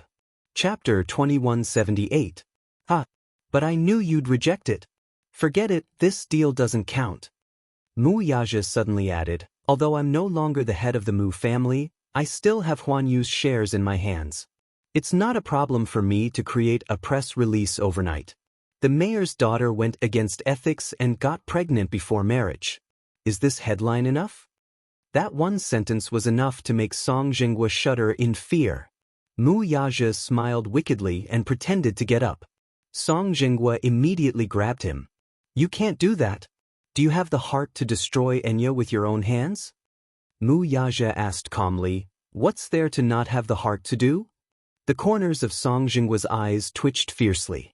Looking at his disdainful expression, he was about to explode. However, when he turned his head and saw his disappointing daughter sitting in the other car, he suppressed the displeasure in his heart and asked patiently, when do you want it? Tomorrow. It's too rushed. I might not be able to make it. Mu Yaja smiled coldly. My patience is limited. I'll only give you 3 days. Either give me $10 million or transfer the ownership of that land under my name. After that, he waved Song Jinggua's hand away expressionlessly and got out of the car. Song Jinggua was so angry that he gritted his teeth. He felt as if his flesh was being sliced apart by this fellow. In just a few minutes, a few $100 million worth of land was in his pocket. How could he not be angry? On the way back, Xianxia asked curiously why Song Jinggua had called him over. Mu Yaja told her everything about their conversation. Xianxia was so shocked that she couldn't close her mouth. Isn't this blackmail? She spat out, flabbergasted. Mu Yaja argued, I got this land based on my own abilities. It has nothing to do with blackmail. Xianxia stuck out her tongue. It would be strange if it wasn't blackmail. However, Mu Yaja was also capable. He targeted Song Jinggua's weakness. If the scandal of Song Enya's premarital pregnancy was exposed, it would have a deep impact on Song Jinggua's future. On one hand, it was a project worth hundreds of millions. On the other hand, it was his more than 10 years of career. After thinking about it, Song Jinggua naturally knew how to weigh the pros and cons and could only compromise. Although this was only one step of compromise, this deal was a huge loss. Regardless of whether Song Jinggua gave him 10 million yuan in the end or gave him that piece of land, it would be a solution to his desperate situation. Now, the Xingyu Financial Group was short of funds. Without capital investment, many projects had stopped operating, and the company was losing money every minute. Perhaps, Mu Yaja did not care about such a small loss. But if they stagnated, they would only grow. That was why he did not stop Xianxia from going overseas for IVF. He wanted to have a backup plan in case of an emergency. Yun Xirshi's mouth twitched. This man was far more scheming than she had imagined. To think that he had already prepared a contingency plan and leeway for the future predicament so long ago. It could only be said that this man's ambition had always been unimaginable. Thinking about it, Song Zhenghua must be feeling very depressed on his way home, right? Chapter 2179. Yun Xirsher suddenly found it rather interesting. She did not expect that after going around in circles, he would actually gain a lot of benefits from it. Sometimes this man was quite evil. When he pampered someone, he did not know the immensity of heaven and earth. However, if he hardened his heart to trick someone, that person would probably lose all their temper. On the other end, in the car, Song Yunxi, who was sitting in the front passenger seat, kept her head lowered and tactfully kept quiet. In the back seat, Jiang Qiming hugged her daughter tenderly and kept comforting her back. Song Zhenghua, who was sitting beside her, was so angry that his face was ashen. His pair of fierce and sharp eyes stared straight ahead, and his whole person exuded an aura of an impending storm. The temporary silence in the car was more like the calm before the storm. Jiang Qiming carefully glanced at Song Zhenghua's side profile. In fact, she really wanted to know what the two of them were talking about that caused Song Zhenghua's expression to be so unsightly. However, due to his unsightly expression, she could not muster up the courage to ask. However, after a long silence, she finally could not hold it in anymore. After weighing the pros and cons, she cautiously asked, "What did you and Yaja talk about? You're not allowed to mention that jerk's name in front of me again." Song Zhenghua interrupted her in a thunderous rage. Jiang Qiming was shocked by his terrifying tone. She stared at him with widened eyes, seemingly unable to understand where his anger came from. However, seeing how angry he was, she did not dare to pursue the matter and tactfully kept her mouth shut. However, just because she did not ask, it did not mean that he would not talk about it anymore. He was full of anger and could not find a place to vent it. Her question naturally gave him an opportunity to vent. She saw him turn his flushed face abruptly, stared into her eyes, and roared furiously, "That good brother of yours is really arrogant. I tried my best to persuade him to keep his mouth shut about Enya's matter on account of our family's many years of friendship. Guess what he said though?" Jiang Qiming shook her head blankly and asked in surprise, "What did he say?" At the mention of Mu Yaja, Song Enya, who was originally in a daze, finally regained some vitality. Her empty eyes also regained some focus. Song Yunxi, who was sitting in the front passenger seat, also pricked up her ears curiously. He said that if you want him to keep the secret, you have to give him a sum of hush money. The moment Song Zhenghua finished speaking, Jiang Qiming shook her head in disbelief. "Impossible. Yajn is never that kind of person. Ah, you underestimate him too much. Now, he's no longer the Mujia's lord, he's relieved of his heavy responsibility. What's the difference between him and a waste? Now, because of your disappointing daughter, he has a chance to make a fuss. What did he say? He said he wanted me to give him 10 million. Otherwise, he would use the media outlets under him to publicize this matter. He really had a good plan. I have no choice but to give you the money. But he was really capable of saying 10 million. Don't you think that this kid is asking for too much?" Chapter 2180. How can we come up with 10 million yuan in such a short time? Jiang Qiming muttered anxiously. At the same time, she was extremely disappointed in Mu Yaja. How could this brat make such a shocking request? 10 million yuan. Even Song Yunxi was dumbfounded. Song Enya, on the other hand, could not help but shudder when she heard this. Why did Brother Mu suddenly become so ruthless? Could it be that he really did not have any leeway for her? 10 million yuan. She suddenly felt suffocated. Before she left the country, she had secretly transferred a sum of money from Song Yunxi's bank account. That sum of money was still empty like a black hole. If she had not done such a foolish thing, she would still be able to fork out 10 million yuan. However, if she had not staked everything on this one throw and allowed that man to take advantage of her, the entire Song family would not be in such a passive state now. Does Dad know about this? Song Enya's face turned ashen. She was worried that if her father found out that she had moved this sum of money and squandered it all for the sake of IVF, would he be so angry that he would strangle her to death? At the thought of this, Song Enya trembled in fear. Jiang Qiming's mind was full of this matter, so she did not notice her daughter's abnormality for a while.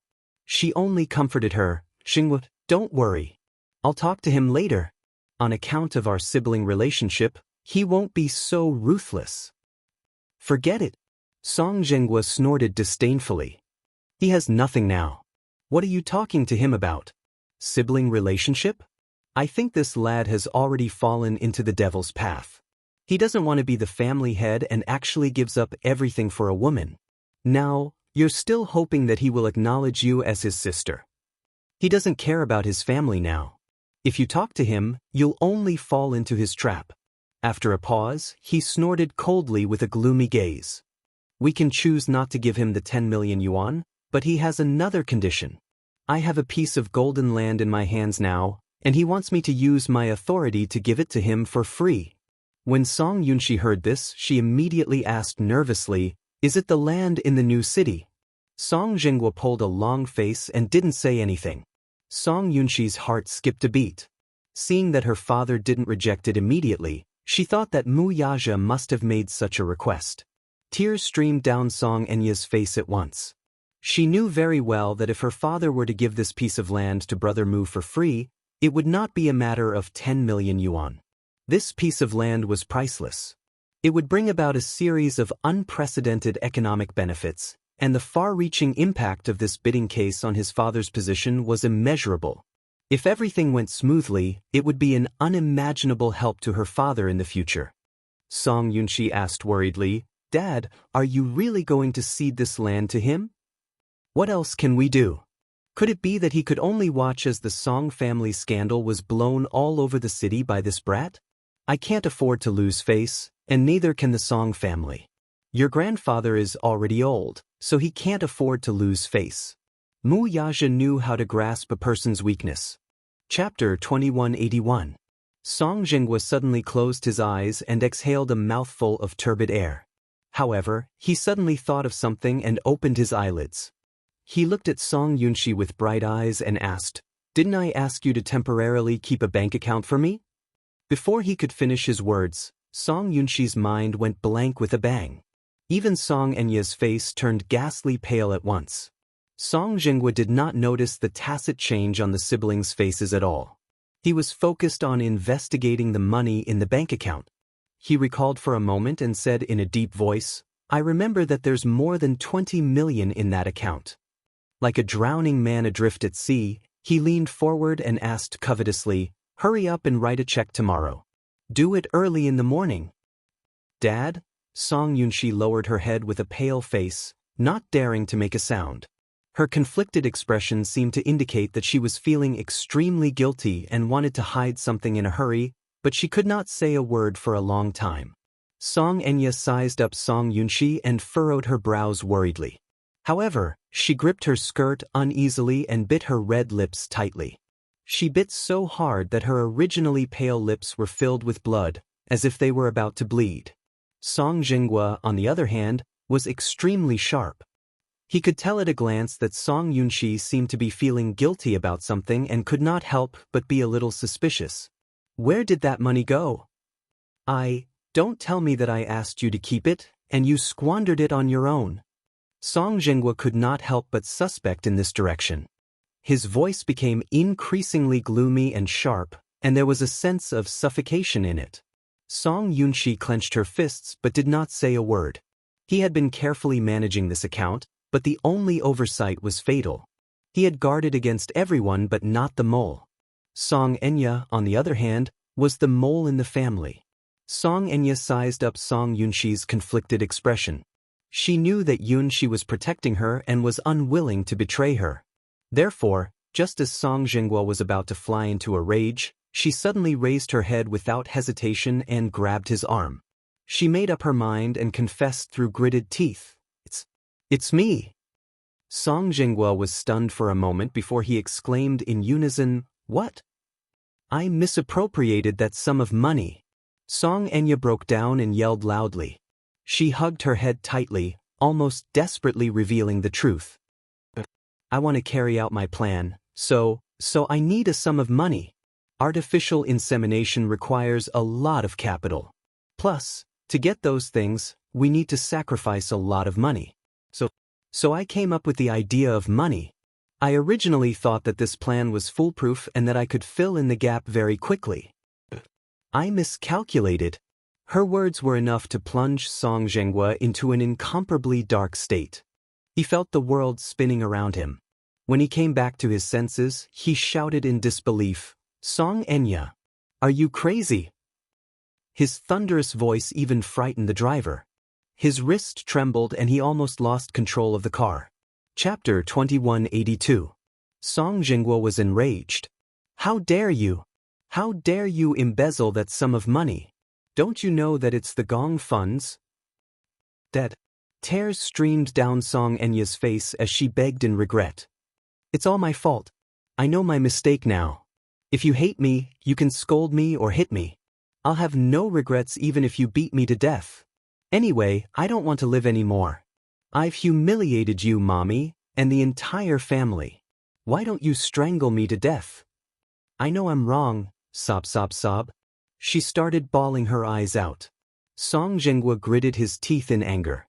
Seeing his niece in such a state, he really raised his hand high to slap her. Jiang Qiming was quick to react.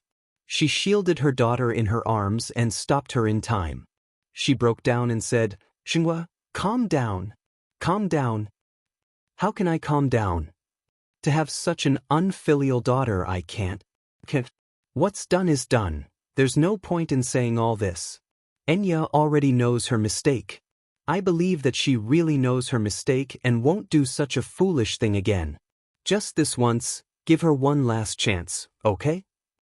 She pleaded bitterly as she hugged her daughter tightly and curled up into a ball. Song Jinghua looked at them in a daze. Suddenly, he sneered and spat out a few words with trembling lips. "Great. You two are connected by heart. You've made me inhumane, haven't you?" Jiang Qiming was so frightened that she dared not speak. With trembling hands, Song Jinghua fished out a pack of cigarettes. Just as he was about to light one up and take a few puffs to relieve his anger, he glanced at the pair of mother and daughter, who were huddled together pitifully. At the thought of Song Enya, who was not even a month old yet, he suddenly felt frustrated and threw the pack of cigarettes away. With a loud smack, the pack of cigarettes hit the windshield and slid down the dashboard before falling to the ground. Song Jinghua covered his face in despair and lowered his body. His voice was hoarse. "Enya, who will kill Daddy like this? Do you know that?" Jiang Qiming was completely stunned. Song Yunxi was also stunned. All along, her father had been indomitable and high-spirited in front of them. But now, because of Song Enya, he actually broke down and shed tears in front of them for the first time in his life. Song Enya was so scared that she did not even dare to breathe when she saw this. She felt that she had caused her father to suffer, but now that she was a sinner, there was no way she could comfort him. She could only shrink to one side. Song Yunxi's heart ached for herself and her father's heart. At the same time, her hatred for Mu Yaja deepened. It could be said that the deeper the love was, the deeper the hatred was. Her love for Mu Yaja had turned into bone-deep hatred at this moment. She hugged her shoulders and cried out in pain and helplessness, "Dad? I'm sorry. I really know I was wrong. I'll listen to whatever you say in the future." She did not ask for Song Jinghua's forgiveness.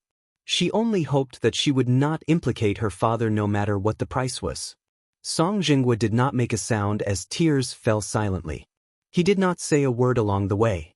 It was obvious that his heart was heavy, so Jiang Qiming did not dare to disturb him. Chapter 2183. She was in a mess, especially her dress, which was drenched in milk. She had to change her clothes and think about the rest later.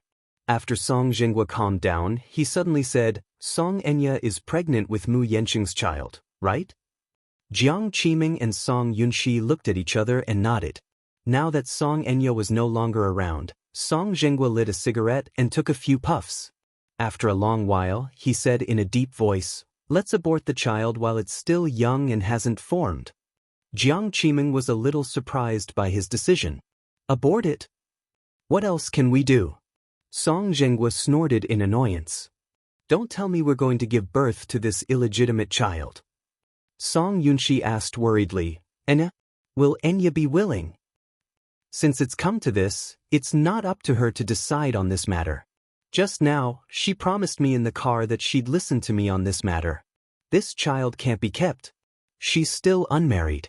If she gives birth to this child, we won't let others make a fool of the Song family. Before the news gets out, I'll make some arrangements and find a reliable big hospital to perform an operation to abort the child. Song Zhenghua's tone was so calm that it was almost cruel. At first glance, it sounded very ruthless. However, only Song Yunxi could tell that her father's tone was filled with restraint and regret. He was enduring his heartache and forcing himself to be so resolute. Indeed, if this child was kept, not only would it harm Enya, but it would also implicate the entire family's reputation. This was a step that could not be taken. I don't think we have to abort this child, right? Jiang Qiming suddenly said. Song Zhenghua looked at her, but unexpectedly he did not refute her words. Instead, he asked, Then, in your opinion, what should we do with this child? Jiang Qiming was a little surprised. In the past, she had never had a say in this family. However, now that Song Zhenghua was actually asking for her opinion, she felt a little better. I think that having Mu Yaja's child in her stomach is better than having Mu Yaja's child. Zhenghua, think about it. Now, Mu Yaja has already stepped down from his position as the head of the Mu family. I heard that he has fallen out with the Mu family. It's impossible for him to return to the Mu family. In your words, I have nothing left. However, Mu Yanqing was different. He also has some status in the Mu Jia. Although he is not the Mu Jia's patriarch, if he marries Enya, with the power of the Song family, it won't be difficult for him to become the patriarch. Perhaps he could talk to him about this matter and see what his intentions were. After all, it's his blessing that our family's Enya is compatible with him. He won't necessarily lose out. If the two families could form a marriage alliance, then when Enya's child was born, it could be said that the mother's status would rise because of her son. Perhaps, in the future, Enya can become the Mu Jia's mistress. The power of the two families balanced each other and supported each other. It could be said that both sides were seeking benefits. Mu Yanqing is a sensible child. If the situation is beneficial to him, he will definitely accept it. Song Zhenghua suddenly sneered disapprovingly. Chapter 2184. Do you want me to bluntly say that this lass stole the sperm bank in order to get pregnant with Yaja's child? In the end, she made a huge mistake and ended up with his sperm. Now, she's pregnant with his child due to a freak combination of factors. Isn't this a fantasy?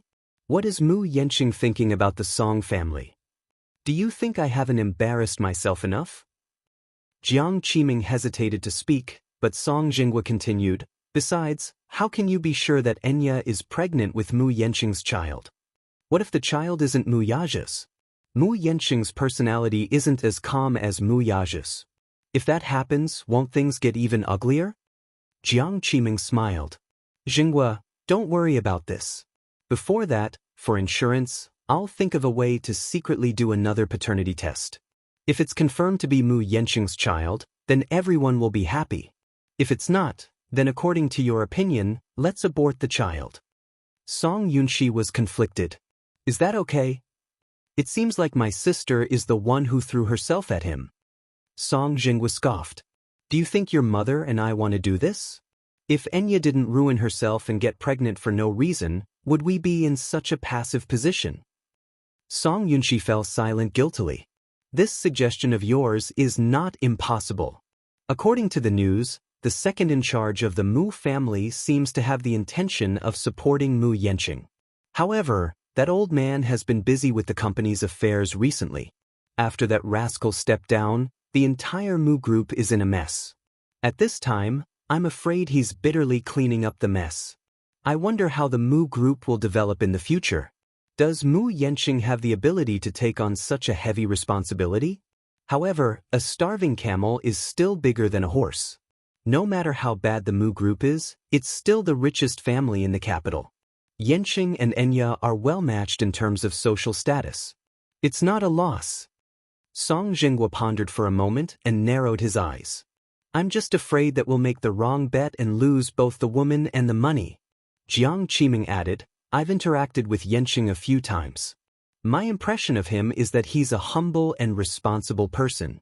He might not be as capable as Yaja, but he had a simple personality and was not as shrewd and unpredictable as Yaja. He was quite easy to control. If Enya is betrothed to him, it will be a more optimistic situation for us. The three of them suddenly fell silent. Amidst the dead silence, Song Enya changed into a new set of clothes and sat back on the sofa.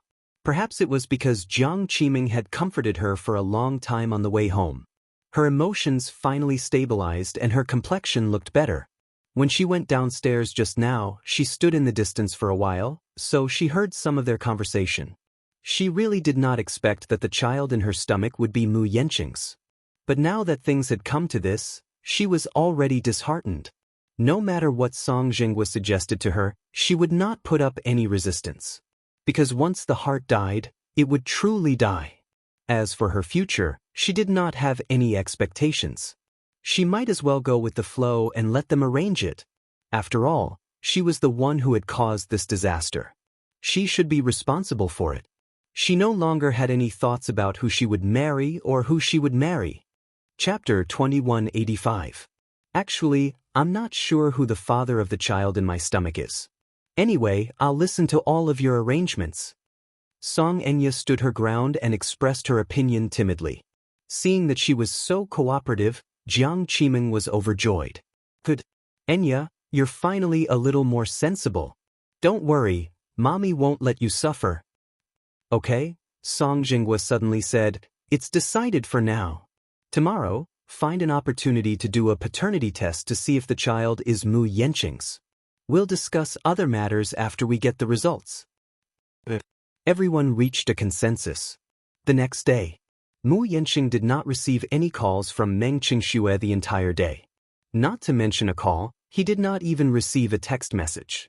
Before he left last night, he had already made his stand clear and said that if Meng Qingxue was sensible, she would call to cater to him and agree to his arrangements. However, he did not receive any reply from Meng Qingxue until evening. He was instantly furious. He really couldn't figure out what this woman's motive was.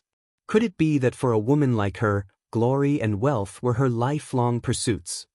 He wanted to give her glory and wealth. He would also allow her to give birth to the child. After the child was born, as the child's father, he would also bear the responsibility of raising and nurturing the child. If the child was well-groomed, he might have a chance to enter the Mu family legitimately.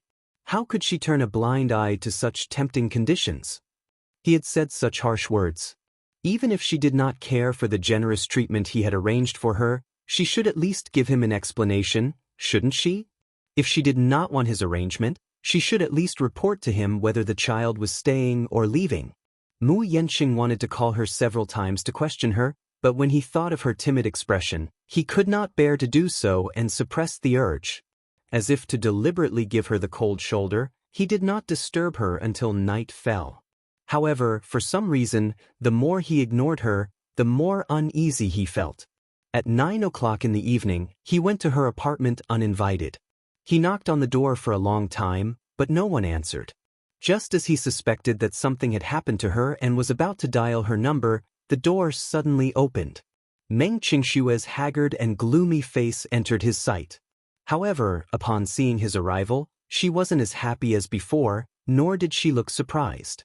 She only said coldly, "You're here." These 3 words were neither cold nor warm, and they served to accentuate her indifferent attitude. The man fumed. "You didn't call me the whole day. What does that mean? Didn't you say that if there's nothing important, I shouldn't disturb you?" She asked curiously, but it made him fall silent. He was speechless and embarrassed. He had indeed said such words, but right now he hated her thoughtfulness and gentleness. Like an unreasonable child, he shouted at her, "I told you not to disturb me, and you didn't even call me?" How ridiculous! Meng Qingshue's face turned even paler. What, wasn't he the one who was being ridiculous? Let me in, he ordered matter-of-factly. Chapter 2186. After he walked in, Meng Qingxue stood at the door in a daze for a long time before she closed the door desolately. Mu Yanqing's sudden arrival gave her a great shock. She originally thought that this man must be angry with her, so he would not set foot here for a while. However, after not contacting him for a day, this man came to her door in a hurry at night. What is he doing? Why is he in such a hurry? Did the Mu family give him an ultimatum to clean up all the love affairs he had caused outside? Meng Qingxue caressed her lower abdomen worriedly, her heart aching terribly. If I had known, I wouldn't have told him. If she had known that he wouldn't marry her, she would have been fully prepared from the beginning. Even though this child was an accident, even if she was pregnant, she couldn't bear to abort it, so she shouldn't have been in such a hurry to tell him. At least, at such a time, even if he had declared that he would not marry her, she could have left him with dignity and dignity. She could have left quietly with the child in her stomach and not been as passive as she was now. This time, he seemed to be very stubborn. Could it be that he's planning to tie me up for an abortion? At the thought of this, Meng Qingshue's face turned even uglier. As soon as Mu Yanqing walked in, he saw the fragrant noodles on the table. It was a bucket of instant noodles. It looked like it had just been cooked, for it was still steaming hot. However, if it were Yangchun noodles, it would be fine. This bucket of instant noodles was sold at a convenience store for 4 yuan a bucket. It was just a very simple instant noodles with no nutrition at all. Was she going to eat this for dinner? Mu Yanqing was inexplicably angry. He pointed at the noodles on the table and said angrily, "You're going to eat this? Since you're pregnant, you should eat some. How can you keep up with the nutrition if you only eat instant noodles? What has it got to do with you?" Mu Yanqing said coldly, "Don't I transfer money to your account every month? If you don't use this money to buy some nutrition and supplements, how can you raise the child well if you only eat instant noodles?" Pausing for a moment, he turned around and was about to reprimand her when he saw Meng Qingxue standing behind him in silence. She bit her lower lip hard, her eyes brimming with tears. No matter how hard she tried to hold it in, her tears became more and more turbulent. One drop after another fell down her cheeks. Her pitiful look. Mu Yanqing was stunned at once. When he came back to his senses, he saw her trying to hold back her tears. Feeling impatient, he yelled at her, "Why are you crying for no reason?" Meng Qingxue did not answer him. Instead, she asked righteously, "What are you doing here for no reason?"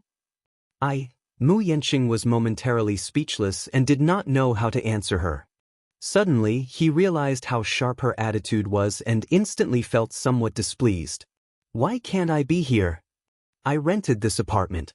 Since I rented it, it's my territory. What's wrong with me coming to my own territory?" Meng Qingxue sneered. With tears in her eyes, she raised her head stubbornly and said, "Mu Yanqing, I've already returned the apartment you rented for me previously. I earned this apartment with the money I earned from my part-time job. This is where I live, not your territory. You can't come and go as you please." Chapter 2187. This woman was actually fighting with him in all seriousness. Mu Yanqing was instantly enraged. Hence, like a stubborn and willful child, he gritted his teeth and said, "I bought the diamond and necklace you're wearing, didn't I? I also got someone to get your phone made for you, didn't I? Let's not talk about the other things in this house. Even you are mine. I've engraved a seal on your body, and the child in your stomach is also mine." Meng Qingxue flew into a rage out of humiliation. Her eyes were red as she hysterically tried to stop him from continuing. Mu Yanqing. However, Mu Yanqing ignored her and her pair of red and swollen eyes as he declared arrogantly, "I even accompanied you to the mall to buy the clothes you're wearing. Tell me, other than this rental house, what else do you have that belongs to you?" Meng Qingxue bit her lower lip hard as she stared at him in a daze.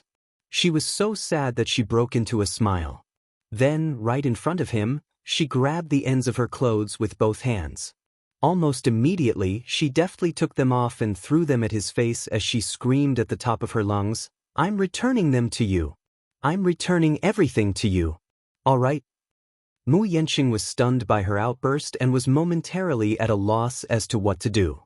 Meng Qingxue was only wearing a piece of underwear. Apart from taking off her dress and throwing it at him, she also took off the diamond studs in her ears, the crystal necklace, and the diamond anklet and threw them all at him. Finally, he saw her suddenly turn around and walk toward the bedroom. Mu Yanqing grabbed her dress and chased after her, only to see her rummaging through the drawers and drawers. Finally, she found some expensive jewelry that he had given her in the past in a few dressing boxes. Most of them were expensive, and she had been keeping them safe all this while. She could not even bear to wear them, but now she found them all and threw them all on the bed. "What are you doing?" Mu Yanqing reprimanded. Meng Qingxue, on the other hand, seemed to be deaf. In the end, she took out a passbook, a few credit cards, and a Hermes bag that Mu Yanqing had given her for her birthday last year. She threw everything on the bed. Meng Qingxue suddenly raised her head and stood in front of him. She forced herself to be more elegant and free, like a proud queen. She suddenly said, "I'll return everything to you. Whether it's the passbook, the credit card, the diamonds, the jewelry, or the branded bag you gave me, I'll return everything to you. From now on, let's cut off all ties. Please don't bother me anymore." "What nonsense are you talking about?" "I'm not talking nonsense. I'm serious. Because I've had enough. I've had enough of your arrogance and conceit. I've had enough of your indifference and heartlessness. I've had enough of being like a caged canary, watching over you with all my heart, yet being unable to obtain your true heart. I've had enough of missing you without seeing the light of day, yet you don't care about me at all. I've had enough of your self-righteousness and lack of consideration for me." What did she get for her sincerity?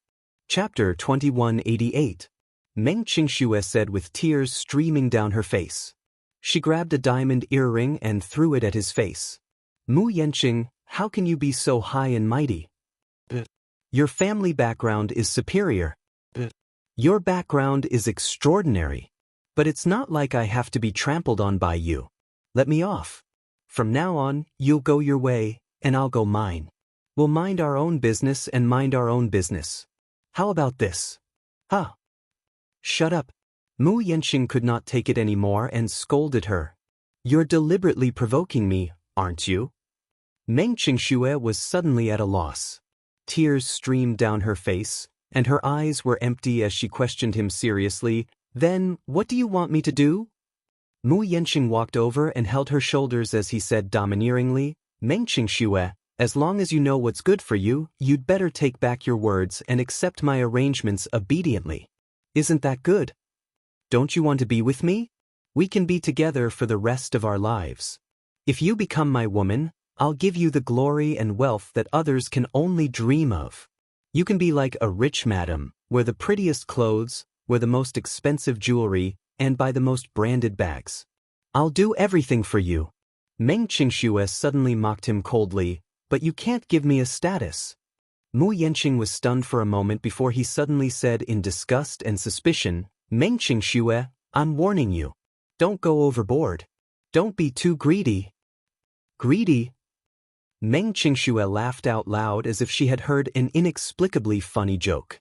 Perhaps it was too funny that she laughed so hard that she teared up. She rubbed her eyes, and this sad laughter instantly turned into sobs as she sobbed. "Yes, I'm greedy. I just want to be your rightful wife. I want to stand by your side openly one day. Even if I don't wear the most branded clothes or carry the most expensive bags, I'll still feel gratified and happy. This kind of thinking may be a little too extravagant for you, Mu Yanqing. You're really generous. You can give me endless glory and wealth, but you're stingy with even a basic status. I really don't know if this is something to be happy about or to find it laughable. Why are you so stubborn?" Mu Yanqing hated her stubbornness. He held her shoulders tightly and forced her to sit by the bed. He then said seriously, "Do you know how long I've worked for this day? My second uncle said he's decided to help me, but before that, I have to agree to one condition. First, I have to cooperate with him. My power and status aren't that stable yet. If I want to sit on the patriarch's seat, I'm still a little lacking. If I were to marry a young lady from a big family, then it would definitely be an advantage for me. Why don't yous? Yous, S's, s. Tears streamed down Meng Qingshue's face as she said, Yanqing, I love you. Even if you have nothing, I'll always be by your side and never leave you. I only want you. I don't care about the glory and wealth. I only want to be with you. Mu Yanqing was moved by her words. No matter who he was, his heart would soften at her words. Chapter 2189. However, even if he was touched by Meng Qingshue's unswerving devotion, he would never give up the fight for the family head position because of this. He had waited for this day for too long. Now that he had such an opportunity, how could he give it up so easily? It was not easy for him to drag Mu Yaja down from his position. If he gave up just like that, wouldn't he be paving the way for someone else? At the thought of this, Mu Yanqing regained his rationality and flung her hand away. Impossible. I can't give up just like that. Then, let's break up. Meng Qingxue suddenly suggested. Mu Yanqing turned around in surprise. He didn't expect that this woman would be so magnanimous and even break up with him before he did. He also didn't expect that this woman, who had always loved him with all her heart, would let him go just like that, without any reluctance at all. You want to break up with me? Don't worry, I don't want any compensation from you. Even if it's a breakup fee, I'll return everything you've given me. I only hope that from now on, we'll cut off all ties. I won't pester you anymore, and you won't pester me anymore. Okay. If it were in the past, Mu Yanqing would definitely suspect that this woman was playing hard to get with him. However, at this moment, when he saw the determination in Meng Qingshue's eyes, his heart suddenly trembled. This woman actually said such a sentence in an extremely serious manner. Meng Qingxue continued, As for the child in my stomach, you don't have to worry too much about it. I won't cause you much trouble. Whether you get rid of it or keep it, it has nothing to do with me anymore. Even if this child doesn't have a father from a young age, as a mother, I'll definitely make it up to him and raise him up. I only ask that you give me the right to be a mother and stop interfering with us. You, Meng Qingxue smiled coldly and then walked around him to the living room. She sat down on the sofa, picked up the bucket of noodles, and started eating. When Mu Yanqing returned to the living room, he saw her from afar holding a bowl of noodles and wolfing them down with tears in her eyes. It could be seen that she was starving, and her stomach was rumbling. She was no longer as fashionable and delicate as she had been when they first met. Instead, she was in dire straits. Last night, he had deliberately ignored her and left in such a carefree manner. She had not eaten anything the entire night and had cried herself to sleep. Then, she had been frightened by a nightmare and had cried herself awake. When she woke up, she kept crying. She didn't eat breakfast or lunch. She couldn't lift her spirits. No matter what she did, she was surrounded by sadness. She didn't know where her tears came from. She cried until her eyes started to hurt. She scolded herself. Why did she cry so much for an irresponsible man? However, the more she thought about it, the more she cried. She couldn't do anything well, so she didn't go for her part-time job anymore. She called for a day off and simply hid in her blanket. She cried and slept and cried, and spent the day in a daze. Therefore, as soon as he opened the door, he saw a pair of red and swollen eyes that were like walnuts. Chapter 2190. Just as she was about to eat after cooking, this man came uninvited again. After saying so much, Meng Qingxue wished she could cut open her heart and let him see it clearly, but this man seemed indifferent. Right from the beginning, what he cared about was not her or the child in her stomach, but power and wealth. Meng Qingshue's heart turned cold. She thought, instead of pestering him, why don't I just let him go? No matter what I say, he won't change his mind. She shouldn't have those illusory dreams. Mu Yanqing's heart ached when he saw her down and out. He calmed down and said to her, Don't make yourself suffer like this. Come with me. I've arranged a nanny and bodyguard for you. Come with me and I'll settle you down. Even if you don't think about yourself, you should think about the child. Meng Qingxue ate the noodles numbly. she did not say a word, but the expression on her face seemed to say, "No need." He was deliberately giving him the cold shoulder.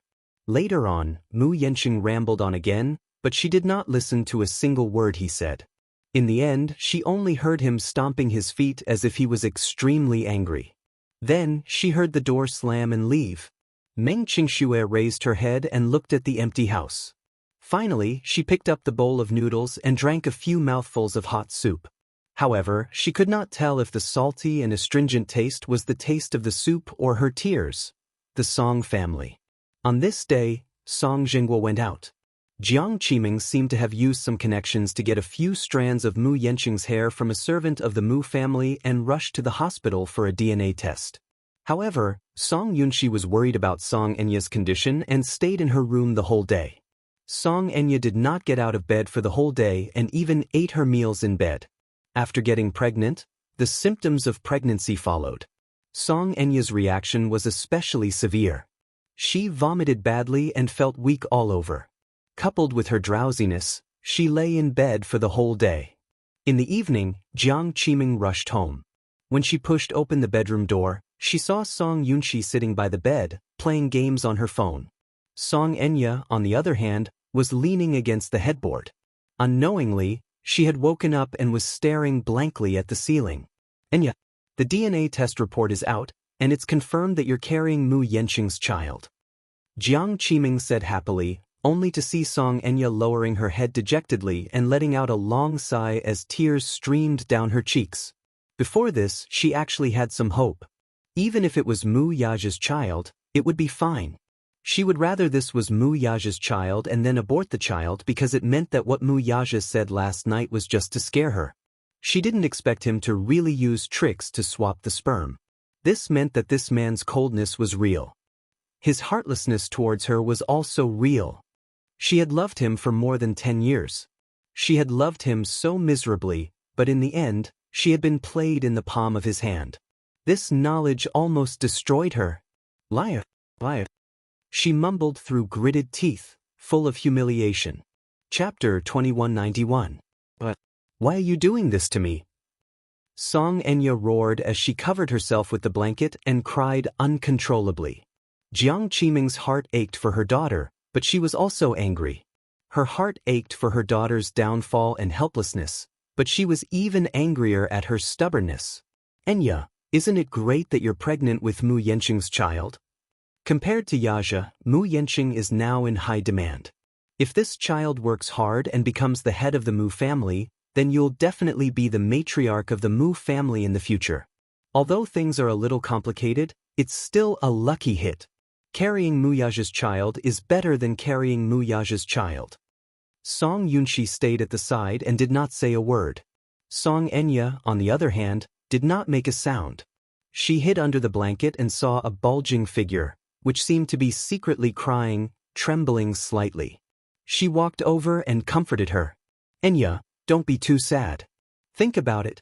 It's very important for a woman to choose the right husband in her life.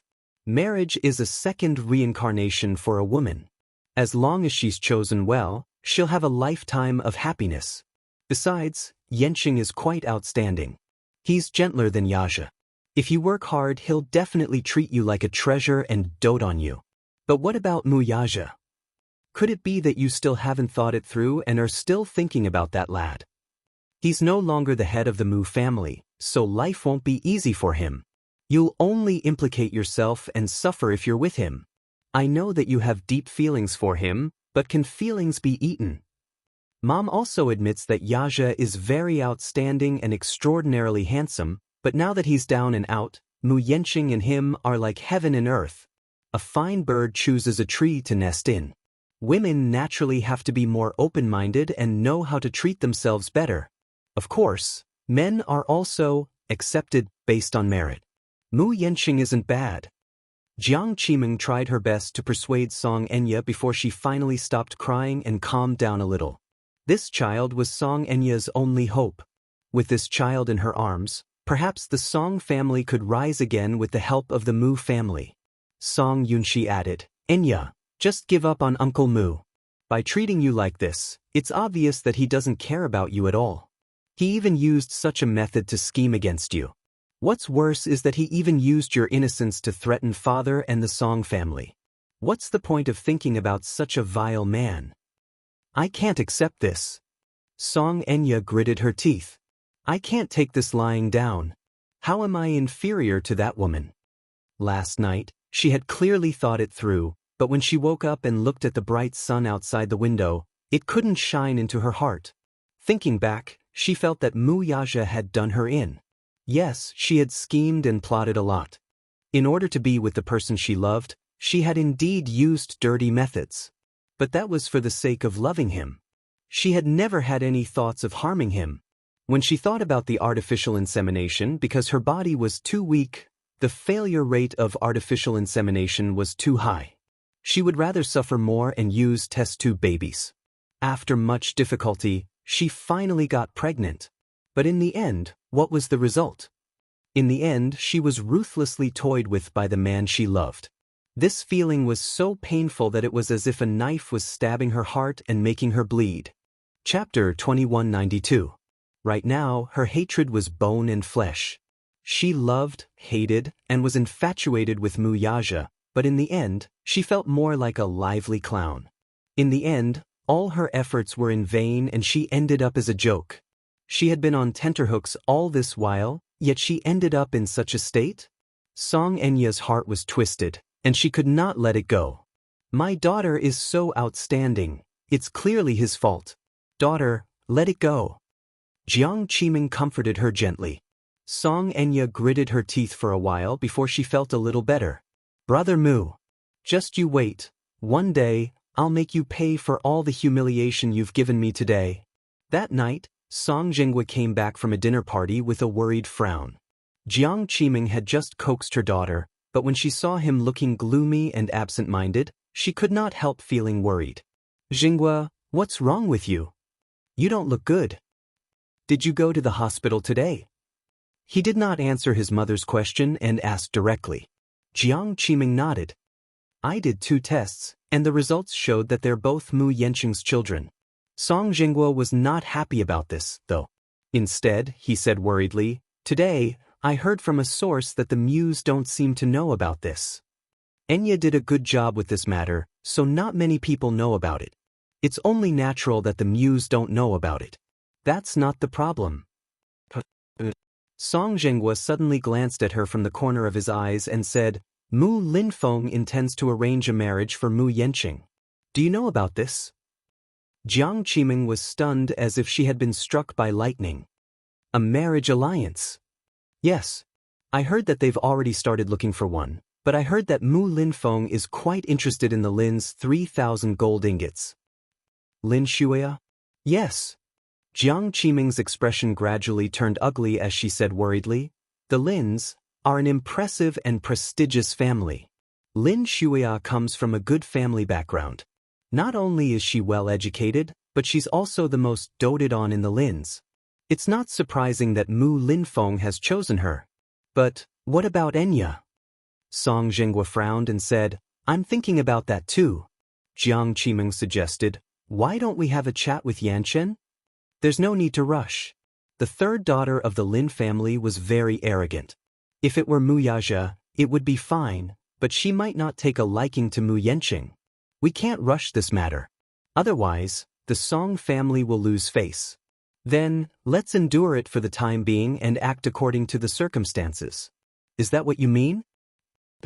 Song Jinghua nodded and suddenly asked with concern, How's Enya's mood? It's not stable at all. I've thought things through, but I can't get over the hurdle in my heart for the time being. Jiang Qiming suddenly thought of something and asked nervously, What about that matter? The thing you promised Yaja yesterday. Hush money. Song Jinghua's face darkened, then he sighed and shook his head helplessly. Since he wants that piece of land, let's give it to him. Other than that, I can't think of any other way. This time, we'll let him get away with it for the time being.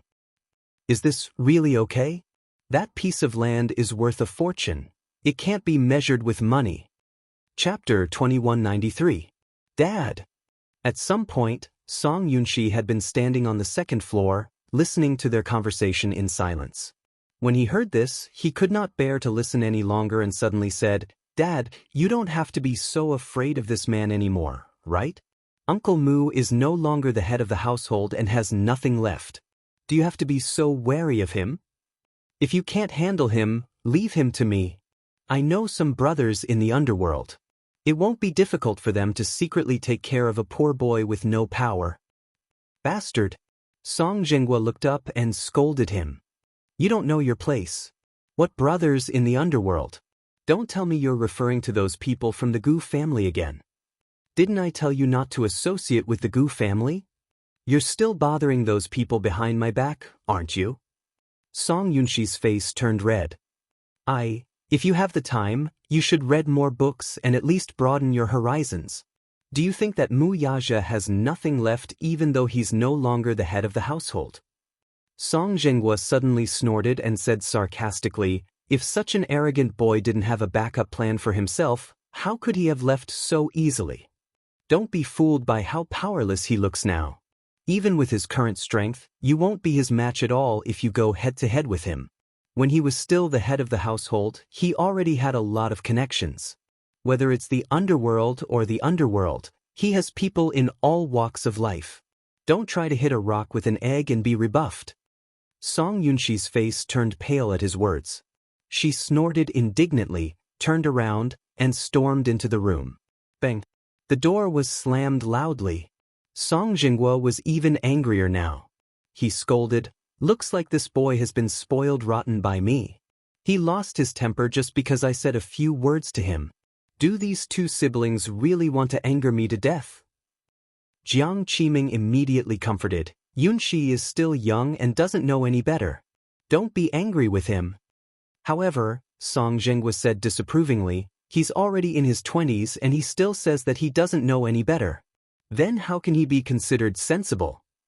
70 or 80 years old. Do you only know how to be sensible now?" Song Yunxi was standing in the living room. Even though the room was soundproof, he could still hear Song Zhenghua's angry curses from the living room. His chest was filled with anger, but he had nowhere to vent it. Clenching his fists tightly, he punched the door a few times as if he did not feel pain. Only then did he feel a little better. Mu Yaja! That heartless man! If it wasn't for him, the Song family's family. No matter what, he could not take this lying down. He had to teach Mu Yaja a lesson. Otherwise, he wouldn't know how high the sky was and how deep the earth was. At the thought of this, Song Yunxi narrowed his eyes fiercely. His eyes were blazing with fury and ambition. Jing Yi Private Clubhouse. This is the most luxurious private club near Dongjia. It's one of the 5 biggest clubs in Jing City. It has entertainment, conference, hotel. It has everything. Jing Yi is the most luxurious private club. Just the membership fee for a year is several million. It's not something that ordinary people can afford. Chapter 2194. As a place exclusive to the rich, once night fell, some high-ranking officials, nobles, and descendants of the rich and powerful clans would gather here, indulging in debauchery and indulging in debauchery. Jing Yi Private Clubhouse was the property of the Gu family. Therefore, the Gu family's power was concentrated in this area. In the swimming pool, Gu Jinglian was leaning against the side of the pool with a towel draped over his shoulder. He was holding a glass of dry red wine and sipping it casually. A man in a formal suit suddenly came over and knelt down beside the pool. He lowered his head and whispered in his ear, "Young Master Gu, there's a VIP guest who wants to see you." Gu Jinglian's almond-shaped eyes, which were originally closed for a nap, slowly opened. He glanced at him frivolously. When he heard that name, he suddenly drank the dry red wine in his glass in one gulp, then turned around and walked up the escalator. His well-built and well-defined body was soon exposed to the air. Transparent water droplets slowly slid down his body. That charming and devilish pheromones, no matter how strong a woman's willpower was, at this moment, standing in front of him, she would be mesmerized to the point of suffocation, right? The moment he came out of the pool, someone immediately came forward and carefully took the wine glass from his hand.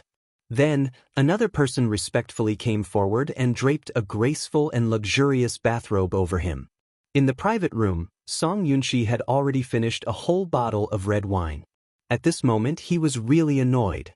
When he thought about how weak his father was and how he was willing to give a piece of golden land to Muyaja, he was so angry that he drank another glass. Just as he opened the second bottle, the door was suddenly pushed open. He raised his head and saw Gu Jinglian, who walked in like a moon surrounded by stars. He forced a smile on his face and stood up respectfully.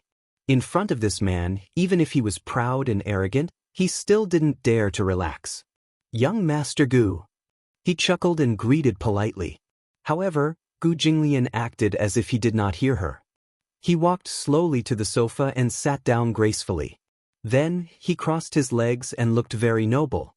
After coming out of the swimming hall, he changed his clothes, but his black hair was still a little wet and slightly messy, but it did not diminish his heroic spirit.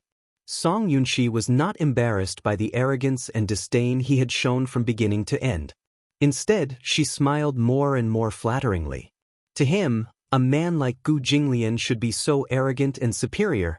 The more one mingled in this circle, the more they paid attention to their status.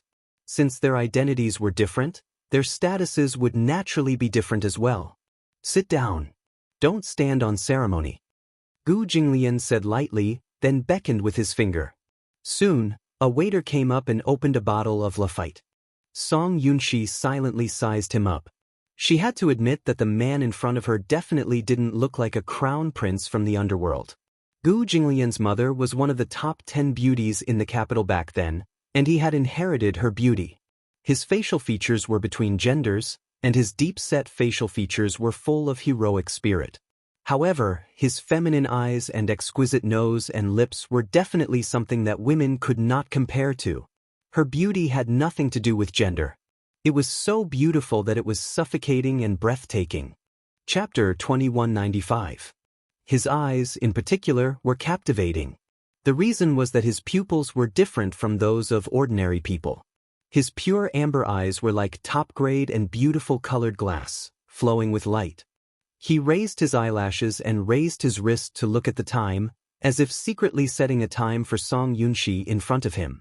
He had always paid attention to the concept of time.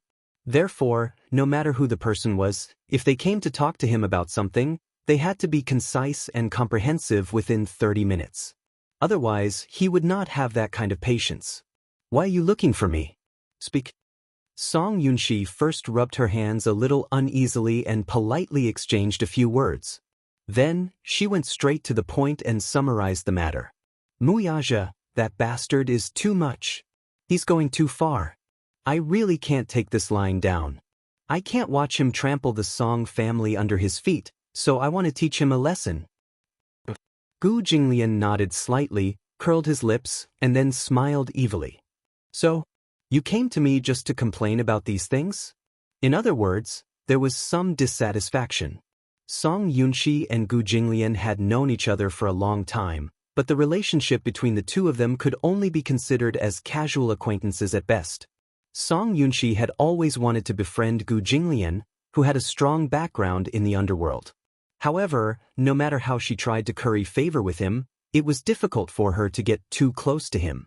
Gu Jinglian was really too arrogant. He was like a natural aristocrat. The aura in his every move was incomparable. Song Yunxi said, "I came to you because I hope that you can help me vent my anger. Young Master Gu, I know that you have some tricks up your sleeve. In front of you, Muyaja is just a pitiful worm. Won't he be easily crushed under your feet?" "Not interested." Gu Jinglian interrupted her with little interest. His expression was cold and he yawned lazily. Muyaja? He had also heard about his resignation as the patriarch. However, he wasn't so bored as to go against a former overlord.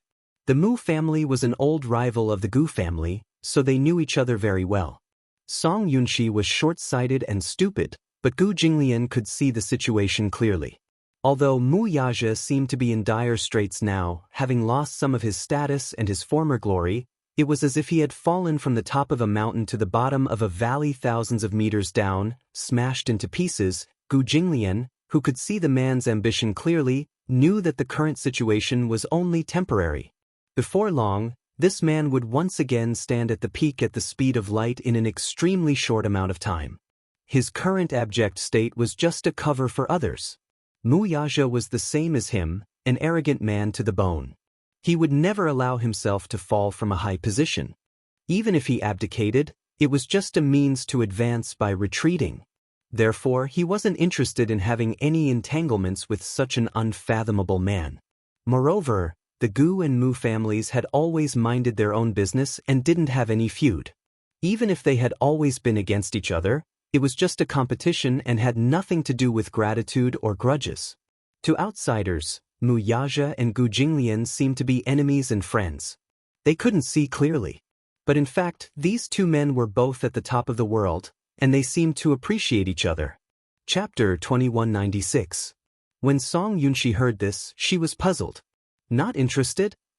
I don't think I have the obligation to help you. Gu Jinglian appeared to be very impatient. After saying this, he stood up and walked towards the door. Song Yunxi immediately stood up and said, "Young Master Gu, that's not what I meant. If you're willing to stand up for me, I definitely won't neglect you. You won't be short of remuneration either. As long as you can stand up for me, I definitely won't treat you unfairly." Gu Jinglian suddenly smiled and walked in front of him. He put his hands in his trouser pockets and bent down slightly to face him. He said evilly, "What makes you think that I'll provoke an enemy who's as powerful as me for a person whose name I don't even remember?" Song Yunxi's eyes widened in surprise. A cold glint flashed across Gu Jinglian's eyes. He reached out his hand and grabbed his chin with his slender fingers. He lifted his chin and sized him up. Song Yunxi's stubborn and unconvinced face looked so childish. Gu Jinglian suddenly tilted his head to the side. A sinister look appeared on his devilishly handsome face as he said, "For a man of Mu Yaja's stature, you either don't go against him, or you should be prepared to die together with him. Leave no room for negotiation and get rid of him completely." After a pause, he asked slowly, "How much are you going to pay? How much do you want? How much do I want?" Gu Jinglian seemed to have heard a funny joke and said coldly, "You don't seem to know the rules very well." "What do you mean?" Gu Jinglian patted his face. It was a humiliating action, arrogant and frivolous. Song Yunxi gritted her teeth because of this humiliating action. However, she heard him say, "Mu Yaja is worth hundreds of millions. Can you afford to buy his life?" As he spoke, he shook him off, smiled coldly, turned around, and lit a cigarette. Gu Jinglian took a puff of smoke and narrowed his eyes. He said casually, "Kid, this complicated world is not as simple as you think. Don't think that just because your father is the mayor, you have the right to come here and make a fool of yourself. Get lost." After that, the waiter draped the black suit over his shoulders, leaving the two empty sleeves beside him as he walked towards the door in a carefree manner. Song Yunxi couldn't stand it anymore. She stood up and shouted at his back, "Stop right there." Even though he had shouted those two words with great vigor, Gu Jinglian seemed to be disdainful of his words and left without a word. He didn't know where his confidence came from, or perhaps it was the bottle of red wine he drank. With the help of the alcohol, he vented all his dissatisfaction and humiliation. "I think you just don't have the guts, right?" He claimed to be the crown prince of the Gu family, but unexpectedly, he was also a coward. He said so much in a dignified manner, but in fact, he didn't dare to play with Mu Yaja. The dignified Gu Jinglian only has this much courage. After venting her anger, she finished.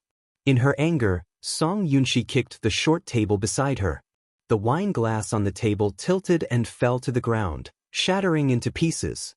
The waiters in the private room looked at him strangely, or with a hint of fierceness. However, Song Yunxi was drunk. She didn't care whose territory she was in and shouted, "What are you looking at? A bunch of cowards." Chapter 2197. In the end, when he dragged his tired and drunk body and was about to leave, a group of men in black suddenly rushed into the private room. At this moment, Song Yunxi was so drunk that she was staggering. She glanced at the crowd and shouted unhappily, "What are you looking at? You guys?" The man in the lead smiled majestically and said, "Young Master Song, you haven't paid your bill for tonight." "What bill?" Song Yunxi said angrily, Didn't I just drink 2 bottles of red wine? The man signaled with his eyes, and the waiter handed over the bill expressionlessly. Song Yunxi took it and glanced at it. She immediately exploded with anger. 88 million? Yes. Young Master Song, pay the bill before you leave. They were obviously making things difficult for him.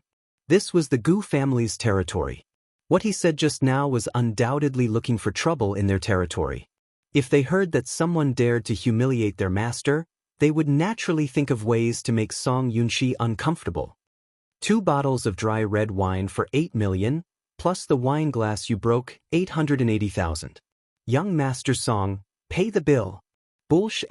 T. What kind of wine is so expensive? You're obviously blackmailing me, aren't you? Just pay directly. Don't talk nonsense with us. If you don't pay, we won't be polite. Song Yunxi slammed the table. She was drunk and was not afraid of them at all. She shouted with her tongue out, "Do you know who I am? My father is the head of the SH*T organization. What can you do to me?" Ha! When the group of people heard this, they roared with laughter. Song Yunxi was so embarrassed that her face and ears turned red. She thickened her neck and said angrily, "What are you laughing at?" One of them said contemptuously, "T head of the Edge*T organization. Even if the Heavenly King is here, he can't talk about the law. Young Master Song, you're standing on the Gu family's territory. Here you have to follow our rules. If you don't pay, you can do whatever you want. Then don't blame us for being impolite." As he spoke, the man ordered his subordinates, "Go, this brat dares to go back on his word. Show him some tricks." As soon as he finished speaking, a group of brothers behind him immediately rushed up and surrounded Song Yunxi, punching and kicking her. Song Yunxi was from the Jun team. After all, she had practiced martial arts. However, she was drunk after all. Her punches were light and without any strength. Soon she was defeated and beaten to a pulp. 10 minutes later, at the back door of the clubhouse, Song Yunxi was kicked out like a piece of garbage. She fell to the ground with a bloody nose and a swollen face. That man mocks him, "You don't have money and you come to Jingyi. Idiot." Everyone laughed and closed the door. Song Yunxi staggered to his feet. He touched his nose and felt a sharp pain from a dislocated bone. He lowered his head and saw a pool of blood on his palm. He clenched his teeth and turned around, but he soon fell down again after taking a few shaky steps. That person walked into the meeting room. Gu Jinglian sat in front of the table and flipped through the documents calmly.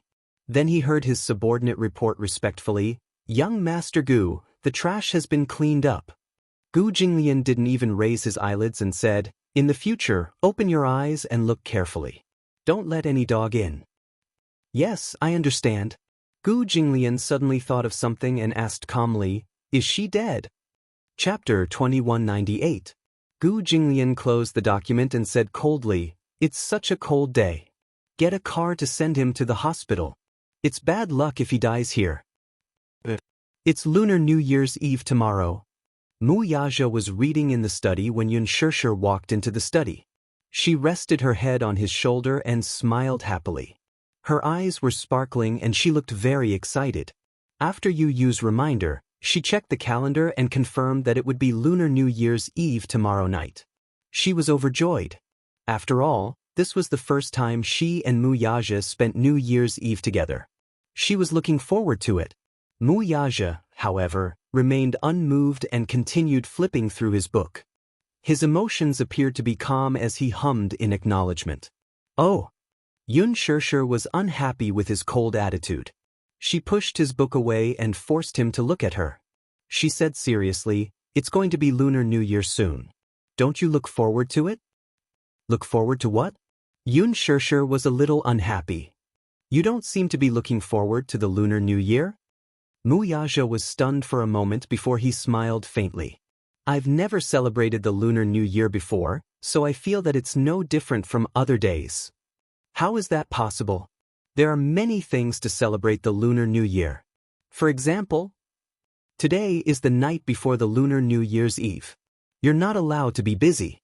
Let's prepare for Lunar New Year's Eve together." Before Lunar New Year's Eve, Yun Shirshir started to get busy. First, she had to clean the house. Even though she, Yu, and Xiao Yichen had already cleaned the house, that was because they were not allowed to clean the house during the 3 days of the Lunar New Year. They did not want to lose their fortune. Hence, they had to clean the house and courtyard early in the morning on Lunar New Year's Eve to bid farewell to the old and welcome the new. Yun Shirshir had already bought the fireworks and firecrackers in advance. Every New Year, they would set off firecrackers early in the morning and fireworks at night. This was an unshakable activity. In the living room, Yu had already prepared a brush, ink, paper, and inkstone. When Mu Yaja came to the living room, Yun Shirshir was already sitting in front of the table with a brush in hand. She was thinking hard about how to write a few couplets. Xiao Yichen leaned on the side and muttered, "Mommy, is your calligraphy readable?" Yu said affirmatively, "Of course. Mommy's calligraphy skills are unquestionable." Yun Shirshir said proudly, "Mommy has been practicing calligraphy since I was in university.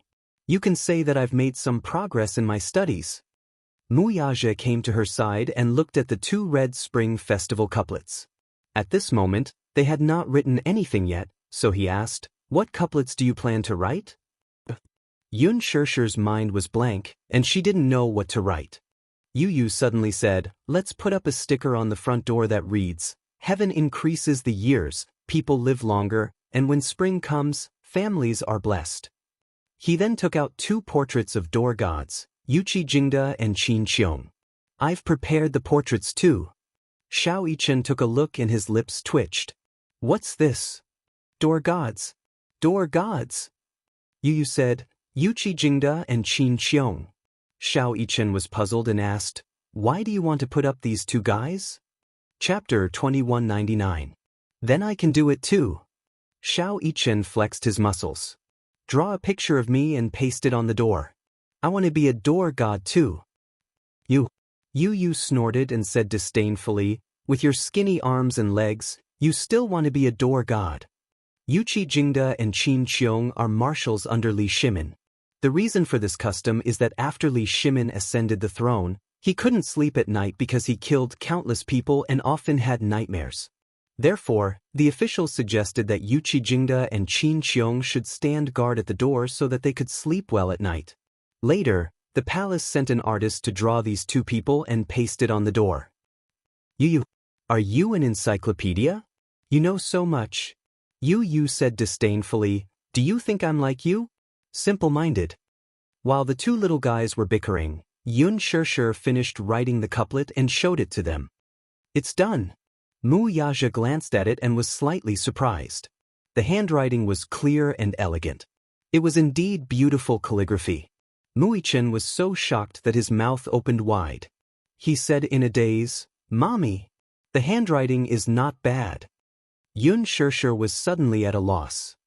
"What should we paste on the bedroom?" "Let's write, birds flying happily in the sky and the earth tied together in a knot." Yu said again. Yun Shirshir and Mu Yaja looked at each other and lowered their heads in shame. Their educational level was worse than a child's. Shame. After writing the couplet, they wanted to paste it on New Year's Eve. Yu brought a stack of red paper and 2 pairs of scissors and said that he wanted to cut the window flowers. When Mu Yaja saw this, his curiosity was piqued and he excitedly asked Yu to teach him. Yu had been good at handicrafts since he was young. During the Lunar New Year, he cut the window decorations himself. They were as good as the ones bought outside. Mu Yaja was also interested. He looked at the 2 little guys' scissors and felt that it was a bit interesting. He took a piece of red paper and fiddled with it for a long time. Finally, he unfolded it, only to find that the cut was a mess. Yun Shirshir, who was standing at the side, could not help bursting into laughter. Yu also saw her father's terrible handiwork skills. She covered her mouth and snickered. Even Mu Yichen laughed mercilessly. "Daddy is so stupid." Mu Yaja glared at him in dissatisfaction. He snorted and said confidently, "That's because no one taught me." "Let me do it." Yu abandoned Mu Yichen and sat on Mu Yaja's lap, personally teaching him. Paper cutting was really amazing. She watched as the boy folded and cut a piece of red paper in his hand. From time to time, He would carefully make a few strokes with a knife. Finally, when the paper was unfolded, the word Fu appeared neatly on the paper. It looked very proper. Mu Yaja also learned seriously. In the end, under Yu's guidance, he also learned the basics of paper cutting. At least it was pleasing to the eye. Yu nodded and commented, "You've made some progress." She pasted the window decorations on the glass, the door, and the wall. The festive atmosphere of the Lunar New Year was immediately brought out. Mu Yaja hugged Mu Yichen and looked at the clear glass. The red window decorations made him smile. So, the Lunar New Year felt so warm. Chapter 2200. However, it turned out that spending the New Year with family was such a warm and blissful experience. Actually, the New Year was not on the streets. The true New Year was at home and in one's heart. The true meaning of the New Year was only when one's family was together. Mu Yaja suddenly understood why all the employees in the company could not wait to return home at the end of the year. Dishing Financial Group's usual practice was to finish all the work on hand and then have an early holiday. Therefore, half a month before the New Year, all the employees worked hard to catch up with their workload so that they could spend more time with their families on such meaningful days. Mu Yaja personally pasted the last piece of paper on the window of the study and picked up Xiao Yichen. The father and son looked at each other and smiled warmly. "Daddy! Daddy!" Yu ran over with two big red lanterns in his hands. He beamed and said, "Daddy, come and do me a favor." "What favor?" Mu Yaja put down Xiao Yichen and walked over. Yu grabbed his hand and hurried toward the door. It turned out that Yu wanted to hang two red lanterns at the door. After all, it would look more festive. However, he was short. Even if Yun Shirshir lifted him up high, it was still difficult for him to do so. There was no ladder at home, so he went to Mu Yaja eagerly. At 188 meters, Mu Yaja lifted Yu up easily and hooked him. After Yu hung the lanterns, the festive atmosphere was immediately apparent. As it was nearing New Year's Eve, Yun Shirshir drove to the supermarket and decided to buy the vegetables and meat for the New Year's Eve dinner in advance. She also prepared some dumpling wrappers to make dumplings. It was New Year's Eve, after all. It was a custom for everyone to sit together, make dumplings, and eat dumplings together. After buying the groceries, Yun Shirshir suddenly thought of something and suggested, "Let's invite Xiao Jie to join us for the New Year's Eve dinner. It's just an extra pair of chopsticks with more people. It'll be livelier." But Yu agreed and was quite interested. Mu Yaja did not have any objections. It was his first time celebrating the New Year with his family, so he felt that it would be livelier with more people around. Thus, Yun Shirshir called Gong Jie. When the call went through, she happily invited him, "Xiao Jie, tomorrow is New Year's Eve. Let's have New Year's Eve dinner together." After a while, Gong Jie then asked a question, "New Year's Eve? What does that mean?"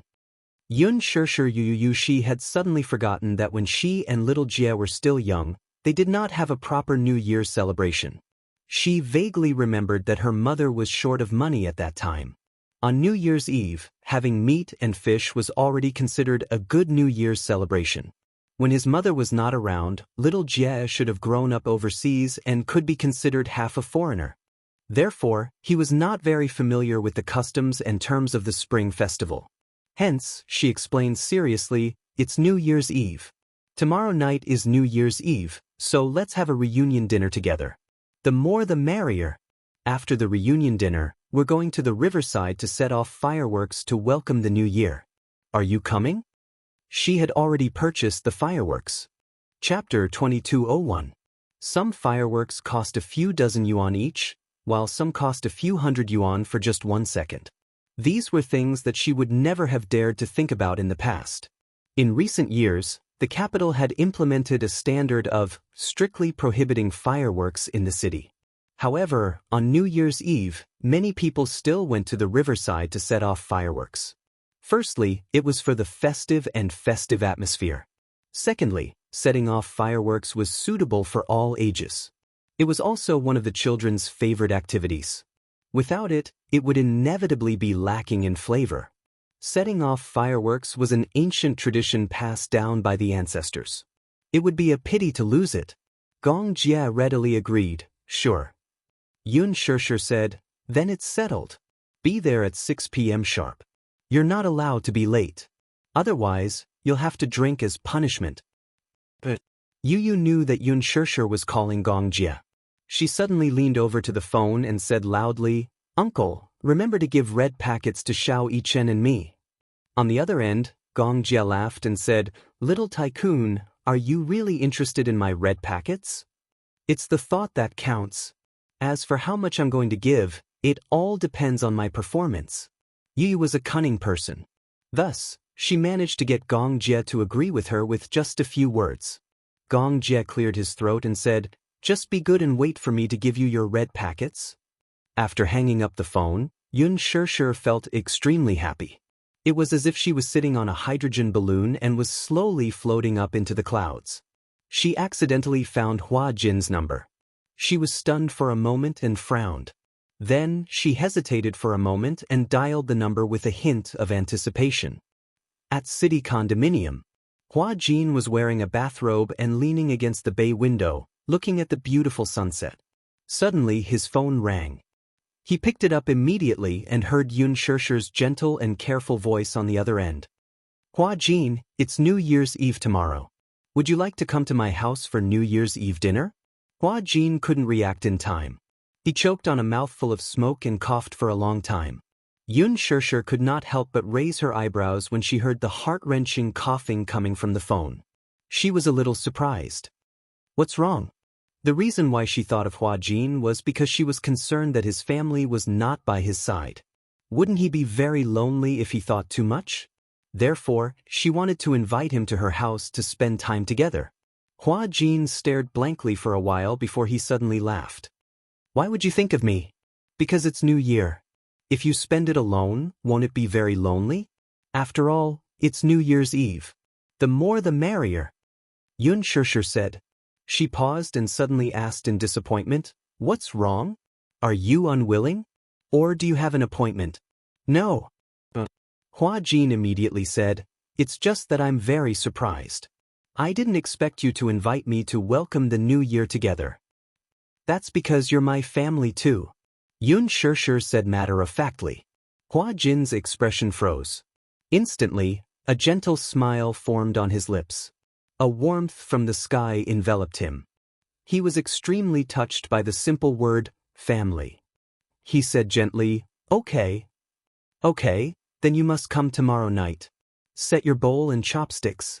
After the New Year's Eve dinner, let's go to the riverside to set off fireworks, okay?" "Okay." After hanging up the phone, Hua Jin looked at the screen that indicated the end of the call. However, he could not stop smiling. His heart felt extremely warm. Chapter 2202. In such a bustling city, on such a cold winter day, he actually felt that he was no longer alone. It was great to be able to celebrate the new year with everyone. When Song Zhenghua received the call from the hospital, he was inevitably shocked. When he rushed to the hospital with Jiang Qiming, he saw Song Yunxi lying in the intensive care unit. His face was bruised and swollen, and his legs and arms were broken in several places. It was almost New Year's Eve, and he was actually lying in the hospital on New Year's Eve. He instantly felt that he had hit the jackpot. This kid was still fine yesterday, but he went out in the middle of the night. When he turned around, he received a notice from the hospital saying that he was lying in the hospital. When he rushed over, he saw that he was badly injured. It was obvious that he had been beaten up like this by someone. Jiang Qiming felt as if a knife was being twisted in her heart. She threw herself at the bedside and cried, "Yunxi! Yunxi!" However, after calling for a long time, Song Yunxi did not have the strength to respond. He was still in a semi-conscious state. His mind was muddled, and his jaw had been dislocated. He could not open his mouth or speak at all. Jiang Qiming gritted her teeth and cursed, "Which bastard did this to our child? It's New Year's Eve. How unlucky!" Song Zhenghua stood by the bed and frowned as he sized up the child. He was so angry that he could not speak. Where did this kid go last night? It's obvious that he was beaten up by someone. Where the hell did he go? Tears streamed down Jiang Qiming's face and she couldn't say a word. Song Zhenghua suddenly felt frustrated. He slammed the bedside table and scolded, "Cry. Cry. You only know how to cry. She only knew how to shed tears whenever something happened to her. What else can you do other than cry? How can my heart not ache when my child is beaten up to this state? Jiang Qiming retorted aggrievedly. I don't know where he went last night. If you didn't receive the call from the hospital, I would have thought that he went to fool around again. You can't take good care of your daughter, and you can't discipline your son well. As a mother, can't you be more careful? Before Jiang Qiming could defend herself, a row of medical staff suddenly walked in from the door. When the head doctor saw Song Jinghua, he said politely, Mr. Song, nice to meet you. The doctor chatted with Song Jinghua for a while, then invited him to the office to analyze Song Yunxi's injury. Half an hour later, Song Yunxi finally walked in with a gloomy face. However, Song Yunxi was still unconscious and was sitting at the side angrily. Jiang Qiming immediately walked over and asked worriedly, Jinghua, what did the doctor say? This kid was seriously injured by someone. In addition to the fractures of his ribs, knees, tendons, shoulders, intracranial hemorrhage, and moderate concussion, the doctor said that such injuries were definitely not caused by one person. It was as if he had been ganged up on by a group of people. He wouldn't be able to recover in a short time. Even after the surgery, there will still be some residual effects. For this child, once there are some injuries, it means that he will have to retire early. Retired? Jiang Qiming widened her eyes in shock. Why? Chapter 2203. However, if he were to retire now, it would mean that all the meritorious service he had accumulated over the years would be gone. Song Jinghua appeared calm on the surface, but deep down he was already heartbroken and depressed. He had worked so hard and paid such a high price, all for the sake of planning a good future for this brat while he still had some power. But now, look at what had happened. He had lost everything. After he retired and returned home from the BU team, it would be difficult to say that he would have a meteoric rise. This lad's great future had been ruined by him just like that. The most hateful thing was that Song Yunxi was still unconscious. Even if Song Jinghua wanted to ferociously find the culprit who had beaten his son to such a state, there was no way to find out. Song Jinghua was extremely vexed and frustrated. Be it Song Enya or Song Yunxi, they were constantly causing trouble for him. Song Enya was one thing. She was used to being pampered and noble. Because of her difficult temper, she had provoked Mu Yaja. However, before this matter could be resolved, Song Yunxi was in trouble again. Song Jinghua was really annoyed. Why were there so many troublesome matters? Just which deity had he offended? Everything had gone wrong this year. It seemed that he was destined to spend this new year in the hospital. At the thought of this, Song Jinghua smoked 2 cigarettes in a row. Then he stood up and ran to settle some work matters. Jiang Qiming stayed by the bed and held Song Yunxi's cold hands with heartache. She could only cry nonstop as if this was the only way to vent some of the depression in her heart. Early in the morning of New Year's Eve, Yun Xianxia got out of bed. As the grandest lunch of the year, the reunion dinner on New Year's Eve was indispensable. The family had to be complete, and the dishes had to be sumptuous.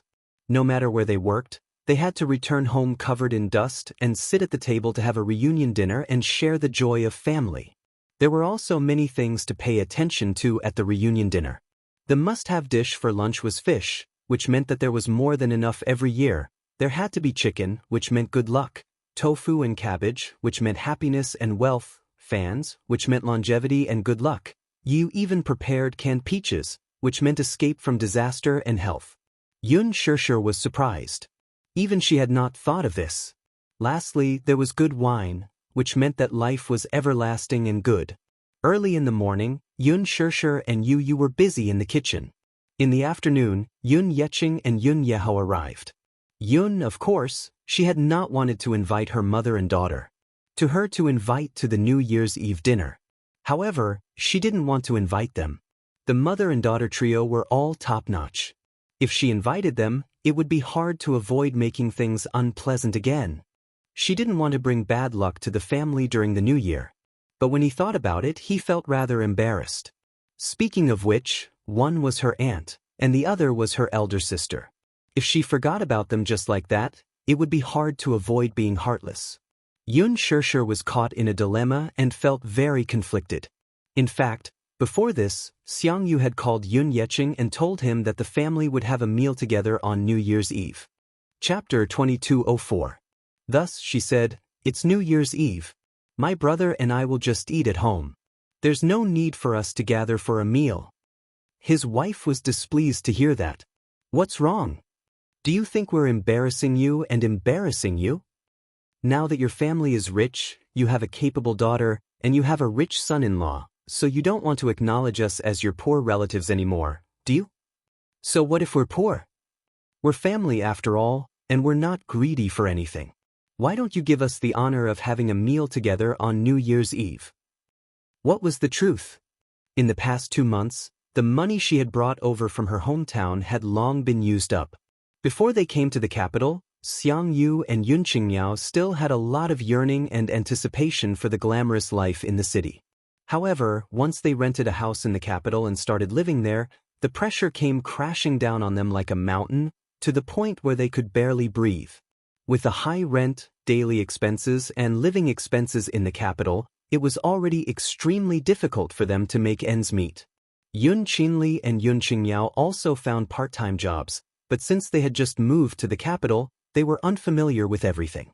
Not to mention earning money, each of them only had a monthly salary of more than 3,000 yuan, which added up to more than 6,000 yuan. After deducting the food and transportation expenses, as well as the occasional shopping trip, they were out of money. His wife, on the other hand, was thick-skinned. She had approached him several times, saying that she was out of money and wanted to borrow some. He knew very well that the money would be wasted once he lent it out. Still, he was worried that if he did not lend them the money, the mother-daughter trio would surely cause a lot of trouble for Yun Shirshir. Thus, he secretly lent them a few sums of money behind his back, but the moment his wife tasted the sweetness, her greed kicked in and she could not take it back. When it came to New Year's Eve, Xiangyu put on a dignified front by saying that she wanted to have a reunion dinner with her family, but in reality, she would probably beat around the bush or shamelessly ask Yun Shirshir for money during the meal. He did not want to make things so awkward, so he asked directly, "Did you guys run out of money again?" His wife flew into a rage out of humiliation when she heard that. "What? Brother, are you treating the three of us like beggars? All you talk about is money, money, money. Do you really think we're begging for food? After all, they were a family. What was wrong with celebrating the new year together? Do you hate us so much that you don't even want to have a reunion dinner with us?" Her overbearing words put Yun Yeqing in a difficult position. Unable to bear it any longer, Yun Yeho rebuked, "Don't you always talk about borrowing money? Do you really think I don't know that you borrowed money from Yiqing behind my back? This money adds up to tens of thousands of yuan. Have you paid it back?" Xiangyu had been in the capital for a few months, and she hadn't learned anything else. However, her skin had grown thicker and she grinned, "Isn't it because I'm short of money? Besides, we're all family. Is there a need to be so calculative?" Yun Yeho, on the other hand, did not take it to heart. As the saying goes, even blood-related brothers should settle their accounts clearly. Yiqing has already spent a lot of energy taking care of me. Do you think he's made of iron? That's right. You don't need money to support the three of you. Chapter 2205. In a single sentence, the greed in his heart was as clear as day. Yun Yeho was so exasperated that he almost burst into tears. He almost blurted out, "All of you, scram back to your hometown.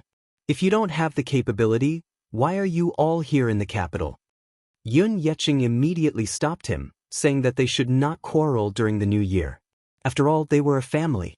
Hence, he pulled Yun Shirshir to the side and said, "Shirshir, I have a presumptuous request.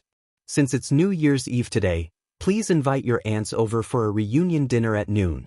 I don't want to make things difficult for you, but they seem to be clinging on to you and insist on having a family reunion dinner.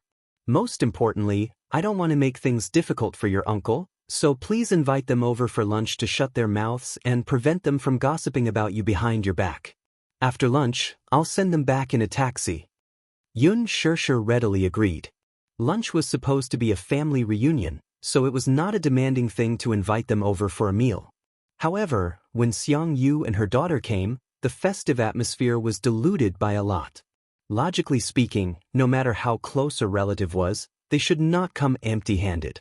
A carton of milk, a tin of biscuits, or even a small toy to coax the child should at least show their sincerity.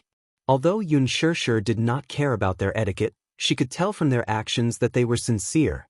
But when Xiangyu came to the door, not only did she come empty-handed, she didn't even bother to change her shoes as she barged straight into the house. Wow.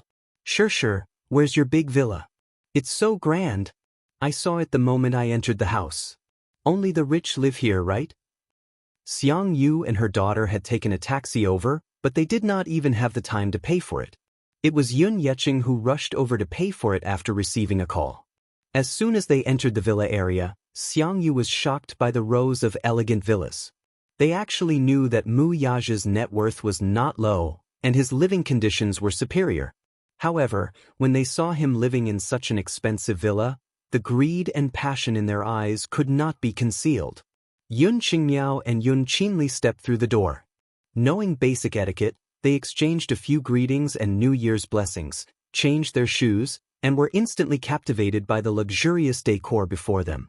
Big Sister Shishir, can we take a look at your villa? Yun Qinli asked excitedly. Before Yun Shishir could nod in agreement, Yun Qingmiao grabbed Yun Qinli's hand and eagerly rushed to each room for a look.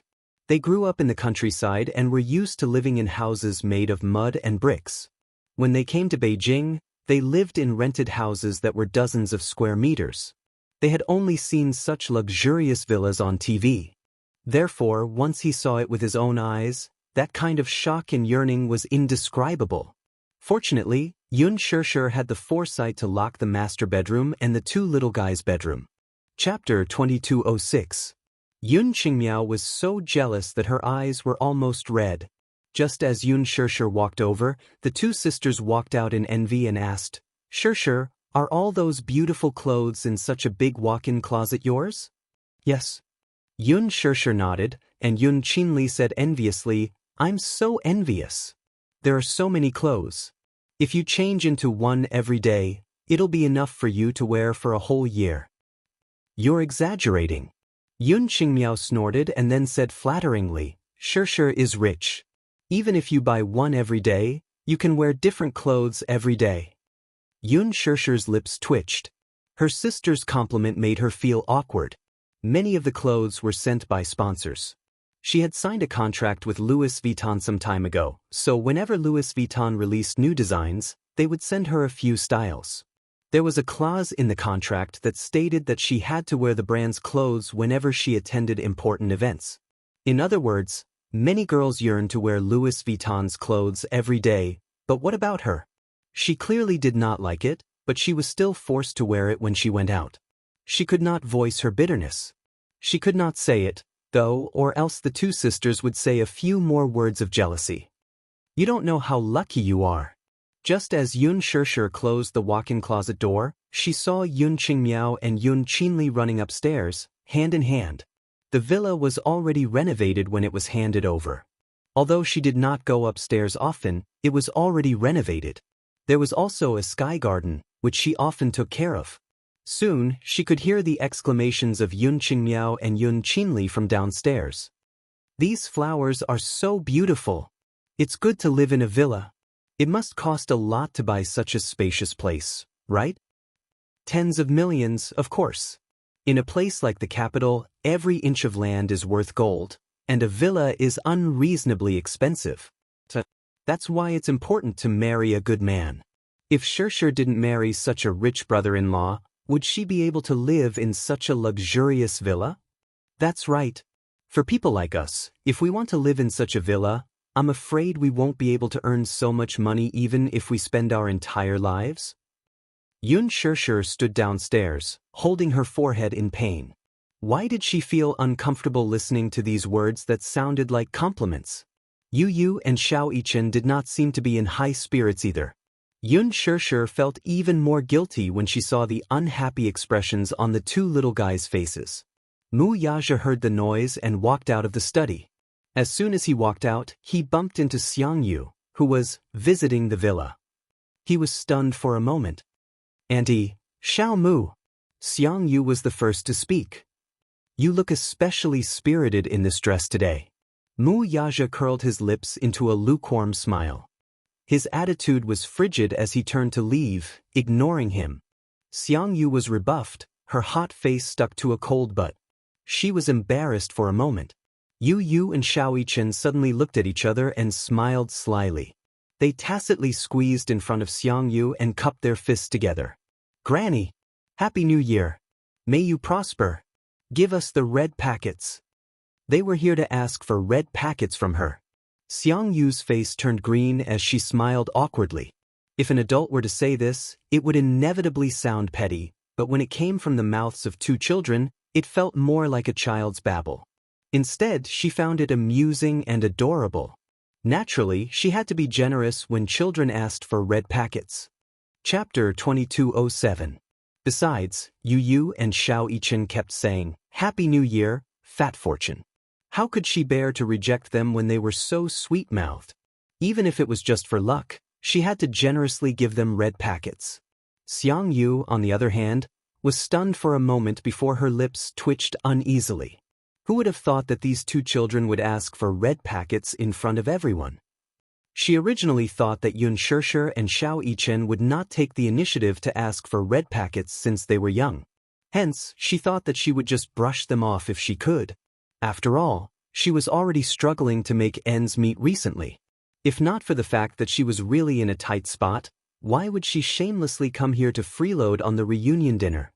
She had even shamelessly asked Yun Yecheng to pay for her taxi fare. Were these two children deliberately making a fool of themselves by asking her for red packets at this time? She was at a loss as to what to do. Yu's face fell when he saw her standing there in a daze, unable to get a red packet out of her. He could not help feeling a little disappointed. Don't tell me that Grandma didn't prepare red packets for Yu and Xiao Yichen? How stingy! Xiao Yichen covered his mouth and chuckled before saying in disdain, Grandma, don't tell me that you can't even give us a few hundred yuan as red packets? It's New Year's Eve tonight. Not only did you come empty-handed, but you didn't even prepare red packets. Don't tell me you came here to freeload. The two little fellows echoed each other, and Xiangyu's face was completely stripped bare. If it were Yun Shirshir who said such words, it would inevitably come off as harsh, unreasonable, and even mean. However, when it was these two little lads who said it, it made people laugh. While they laughed at the children's nonsense, they did not think that these two children were being rude. After all, Xiangyu's every word and action were just like what these two little lads had said. It was obvious that they were here to freeload on the reunion dinner. She didn't even prepare a red packet for the child. It was inevitable that the child would despise her. Xiangyu immediately squatted down in front of the two children and said awkwardly, It's not that I didn't prepare anything. I didn't bring any red packets with me. There was a traffic jam on the road. They came too hastily and were not prepared. It's all your fault. Don't blame me. Tomorrow, I'll prepare it for you, okay? So you didn't bring any red packets. Grandma, wait a moment. With a mischievous grin, he ran to the living room and pulled open a drawer to retrieve a stack of brand new red envelopes he had just bought from the supermarket. Taking out 2 envelopes, he ran to his mother and passed them to her. Here. Mu Yaja sat at the side, trying hard not to laugh. How could he not understand this little fellow's intentions? It was obvious that he didn't like Xiangyu and her 2 daughters and wanted to embarrass them. He didn't give them a way out at all. How could you lack red packet money? But he just couldn't stand these 3 ungrateful wretches. Xiangyu looked awkwardly at the red packets that Yu handed to her. She took them resentfully but didn't do anything else for a long time. What kind of joke was this? She only had $100 with her. Was she supposed to tear the $100 in half and give half to each child? This child looked so cute and innocent. How could he be so smart? Chapter 2208. She was so embarrassed that she wanted to cry. Xiao Yichen suddenly said coldly, Yu, forget it. It's obvious that Granny didn't prepare anything. She's so poor that she can't even fork out 200 yuan. Xiangyu's face turned red, as if blood was about to drip out of her mouth. Yu furrowed her brows in dissatisfaction. Granny doesn't care about us at all. She didn't even prepare a red packet for us. How sad. Yun Yeqing and Yun Yeho looked at each other, feeling like crying and laughing at the same time. As for Yun Yeho, he did not know whether to laugh or cry. At the same time, he felt extremely ashamed of his wife. He could not bear to see his wife being laughed at by the two children, so he quickly said, "You, Xiao Grandpa has prepared red packets for you too. Come." Yu and Xiao held hands as they walked to Yun Yeho. They saw him sitting in his wheelchair and taking out 2 thick red packets from his canvas bag. He had secretly packed them beforehand. Ever since he came to the capital, his hometown would regularly send him subsidies despite his physical disability. Plus, he could not stay idle. When Yun Yeqing went to work, he would do some handicrafts at home or do some simple chores. Thus, he managed to save up a small sum of money. The 2 red packets did not look thick, but they were a token of his sincerity. It was the new year, after all. Red packets should be given for the festive occasion. When Yun Yeqing saw this, he immediately stopped him. "Yeho, forget it. You don't have much money on you. Save it to buy something for yourself. It's enough that the 2 children know your sincerity." "Oh dear. Brother, it's the new year. Giving red packets to the children is more or less for the sake of happiness. It won't save much money." Yun Yeho insisted on giving them a red packet. He pulled Yu and Xiao over and stuffed them into each of their hands with a smile. Yu glanced at Yun Yeho's rough fingers, some of which were still wrapped in bandages. She didn't even need to think about how Yun Yeho had earned all this money. Xiao was a little embarrassed to accept it, but Yu smiled and said, "Thank you, Grandpa. I wish Grandpa good health and a happy new year." As he spoke, he naturally stuffed it into his trouser pocket. When Xiao saw that Yu had accepted it, he accepted it as well. He smiled and gave his New Year's greetings. Since Yun Yeho was the first to give a red packet, Yun Yeqing naturally could not be left behind. He also gave the 2 kids a big red packet each. Yu and Xiao rushed to say their New Year's greetings and received the red packets. Xiao was the most adorable of them all. He even opened his father's red packet and stole a peek inside. Yu leaned over to take a peek. Xiao immediately covered his mouth and asked warily, "What are you doing?" "Take a look. It's not like I'm snatching it from you, petty fellow." Xiao smiled slyly and reached out to snatch his red packet. "Let me see yours first." "No way." The 2 kids were in a mess. Yun Yeqing and Yun Yeho burst into laughter and immediately said in unison, "You 2 little fools, we gave you the same amount of red packets." The atmosphere gradually warmed up. The awkwardness was finally resolved. However,